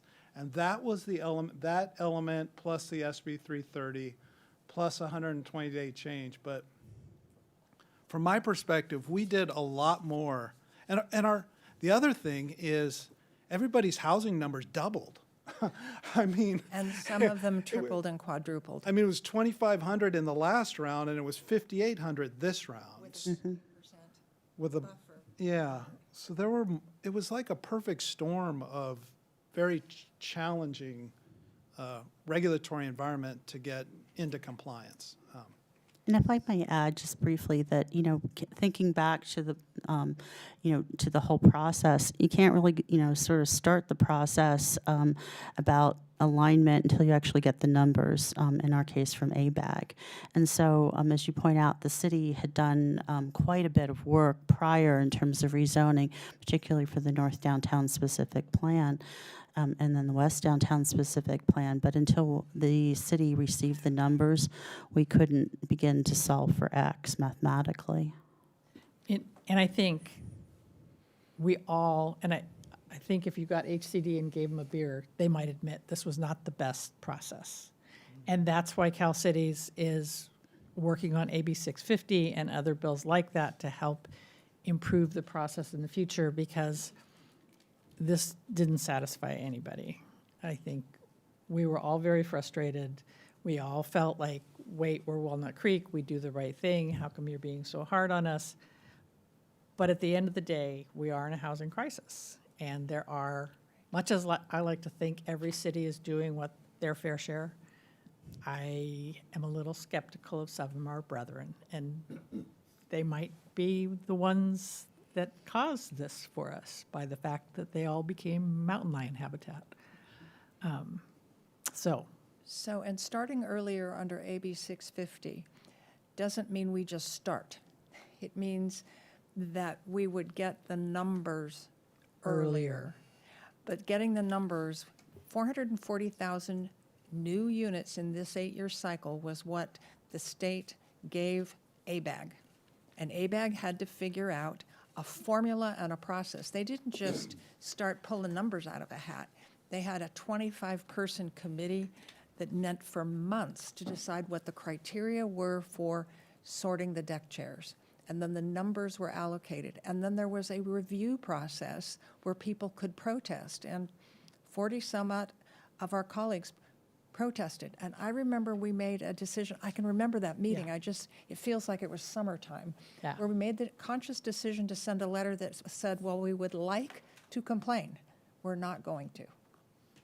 And we sent that letter. But we got one of our colleagues in the close by location sent a letter of protest saying Walnut Creek could take some of their numbers. Now that was an interesting letter to read. So it was a dogfight. And then until those numbers were settled by ABAG, we couldn't actually put pen to paper. And there's a public process involved in it as well. There are community meetings you have to have, an input design. And then you pull it all together, and then it goes to the planning. And it's 1,000 pages. With charts that go on for days. And so I'm just hoping I'm dead before the seventh cycle starts. There's a little PTSD up here on the dais tonight. So, I don't think we did anything wrong. It was a perfect storm. But the other thing is, it was in COVID, and the big agency that had the bigger numbers was Southern California Association of Governments, and they have 188 cities across those counties. And that was just humongous. They were in the middle of COVID when they were trying to do it, and they were stumbling through it. And they had 130 cities complain. So it's a perfect storm. Yeah. And I think we're at a point where it kind of is what it is. We learned a lot. We know a lot better going into the next round. We are hoping that we are continuing to work with Cal Cities to reinforce for the legislature that what happened in this round should not happen again, that there are changes that need to be made in the system, adjustments that need to be made, clarity on requirements. It's the classic. I used to tell, in case you couldn't tell when Ernie and I were joking about it, I used to be a regulator. And my whole thing with my staff was, you cannot tell somebody to bring you a rock and then look at that rock and say that's the wrong rock and throw it out. You have an obligation as a regulator to say, well, this is a gray rock. I really want brown rocks. It has to be under 5 pounds. It has to be smooth on the outside. And gneiss and schist would be good rather than granite. That rock process is not what HCD was doing this time. They were saying, it's a nice rock. You could do better. Boop. And they'd send us off. So we're at a point where I think most of the cities that we've talked to have been frustrated with the process. I think if you talk to HCD, they're probably a little frustrated with the process. I'm hopeful that we can make some changes before we embark upon this again. And we're at a point where we have the legislation that we have the definition of what a substantially complete housing element is. We don't have any legal precedent that we can cite that I would be willing to spend money pursuing in court. So my recommendation, No, I Steve? was to say I would recommend that the council hold off on that kind of conversation. Okay, Well, Hush. oh, anyway. choose which one you want. My recommendation to the council is we accept this report and move on. I still have comment too. Okay, Appreciate your recommendation, though. pick one. All right. So I appreciate what you're saying about that. I'm not sure I'm ready to go that far yet. I do think that HCD requesting housing elements being amended, submitted with the understanding of approval, only to allow for a loophole that then delays the response to us, isn't just bad faith. It can appear dishonest to the public. Other cities in the state are dealing with the same issue, as we've heard. And I don't understand how a major change to a city can occur due to delayed responses from a government entity like HCD, while the city acted in good faith to comply and did comply, but due to the delays of the HCD department. So I'm not willing to go as far as you are right now. I think that, yes, appreciate all the work that staff has done, not just for this presentation, but for the last couple of years as we've dealt with this and understanding, because we moved on a dime as soon as we heard that there were changes that were needed. We moved on a dime to quickly we pushed other projects back so that we could address this. And so I'm not willing to say that we're out of compliance at this point without more discussion. But I appreciate your comments. Oh, that wasn't going to be my comment, but I will echo your state of mind. I have a similar state of mind. But I wanted to speak about why, at least according to my reading, and since we have some experts here on the panel that can clarify this, why the numbers went up so much. And my understanding was that historically, RENA numbers had been allocated based on population growth, and that some cities that weren't building weren't experiencing any population growth. So like an example being Beverly Hills was only given like 2 or 3 units, one housing cycle, I heard. And so they changed it to perceived need from population growth, and that's why the numbers exploded this housing cycle, as they went from like projections of population growth to a more subjective perceived need for housing. So I would actually say it's the fundamental economics of supply and demand. And so prior to this, there had been the Great Recession in 2008 and following. And where, you know, from the earlier slides, there had been a historical need for more housing and certainly more affordable housing. But during the period of the Great Recession and then following, there was not the level of housing that was being produced to be able to even try to catch up, and we fell further behind as a state. And so it's a supply and demand issue. So then we could say calculated need instead of population growth. Yeah. But that was the fundamental change that made these numbers double. And I mean, just, you know, we look out into the real world, we see that, you know, the housing prices for, you know, ownership properties, et cetera, have just gone up astronomically.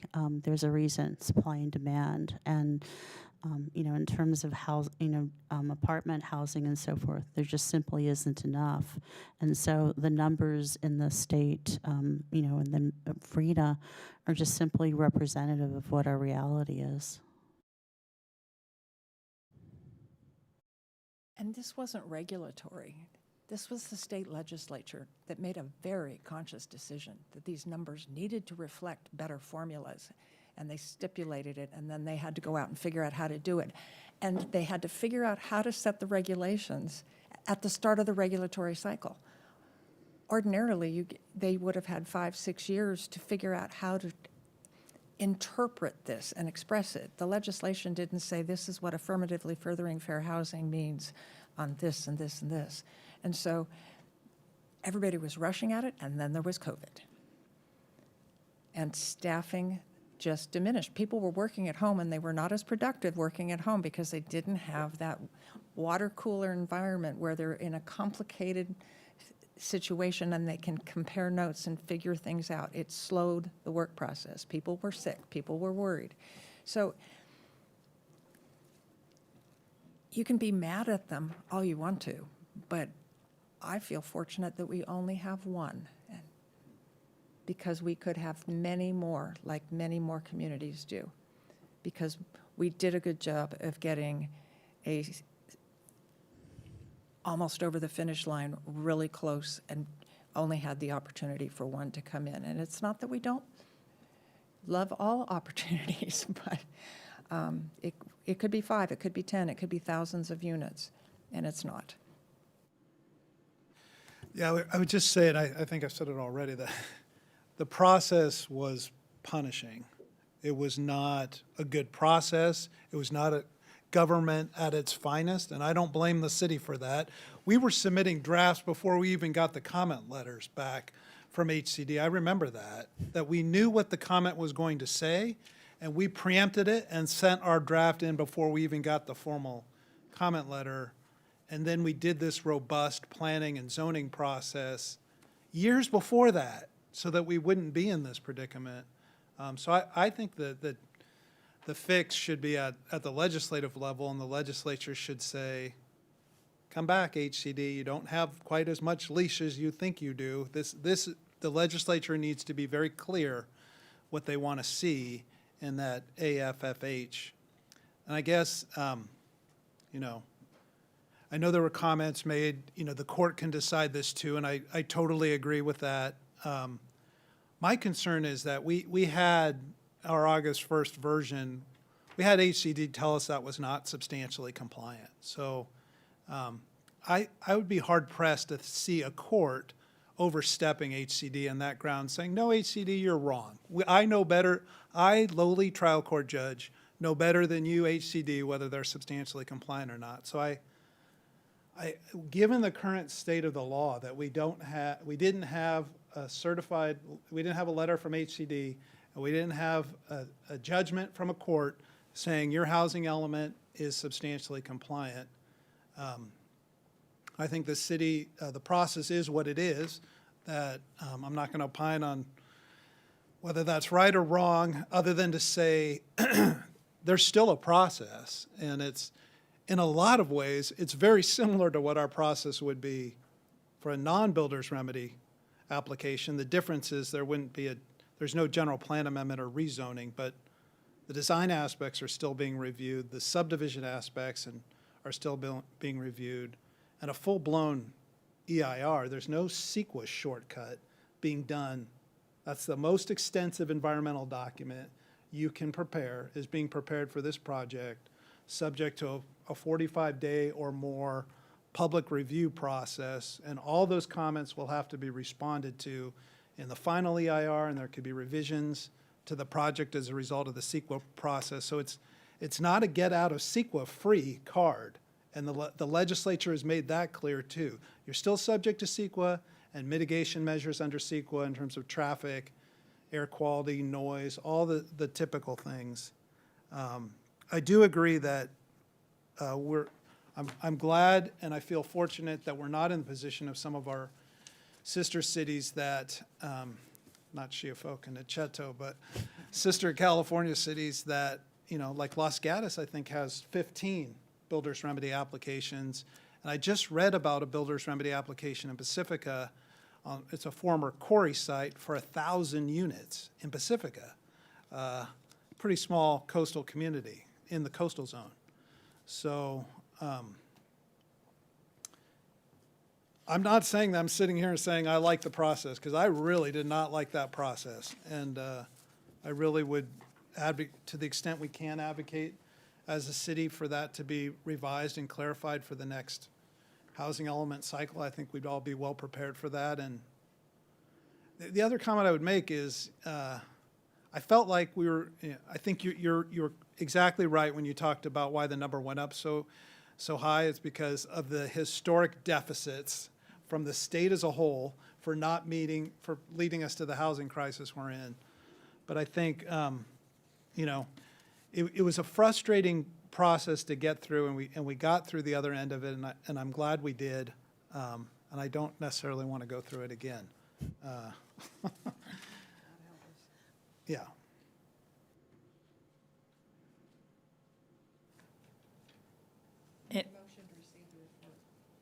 I'll second that.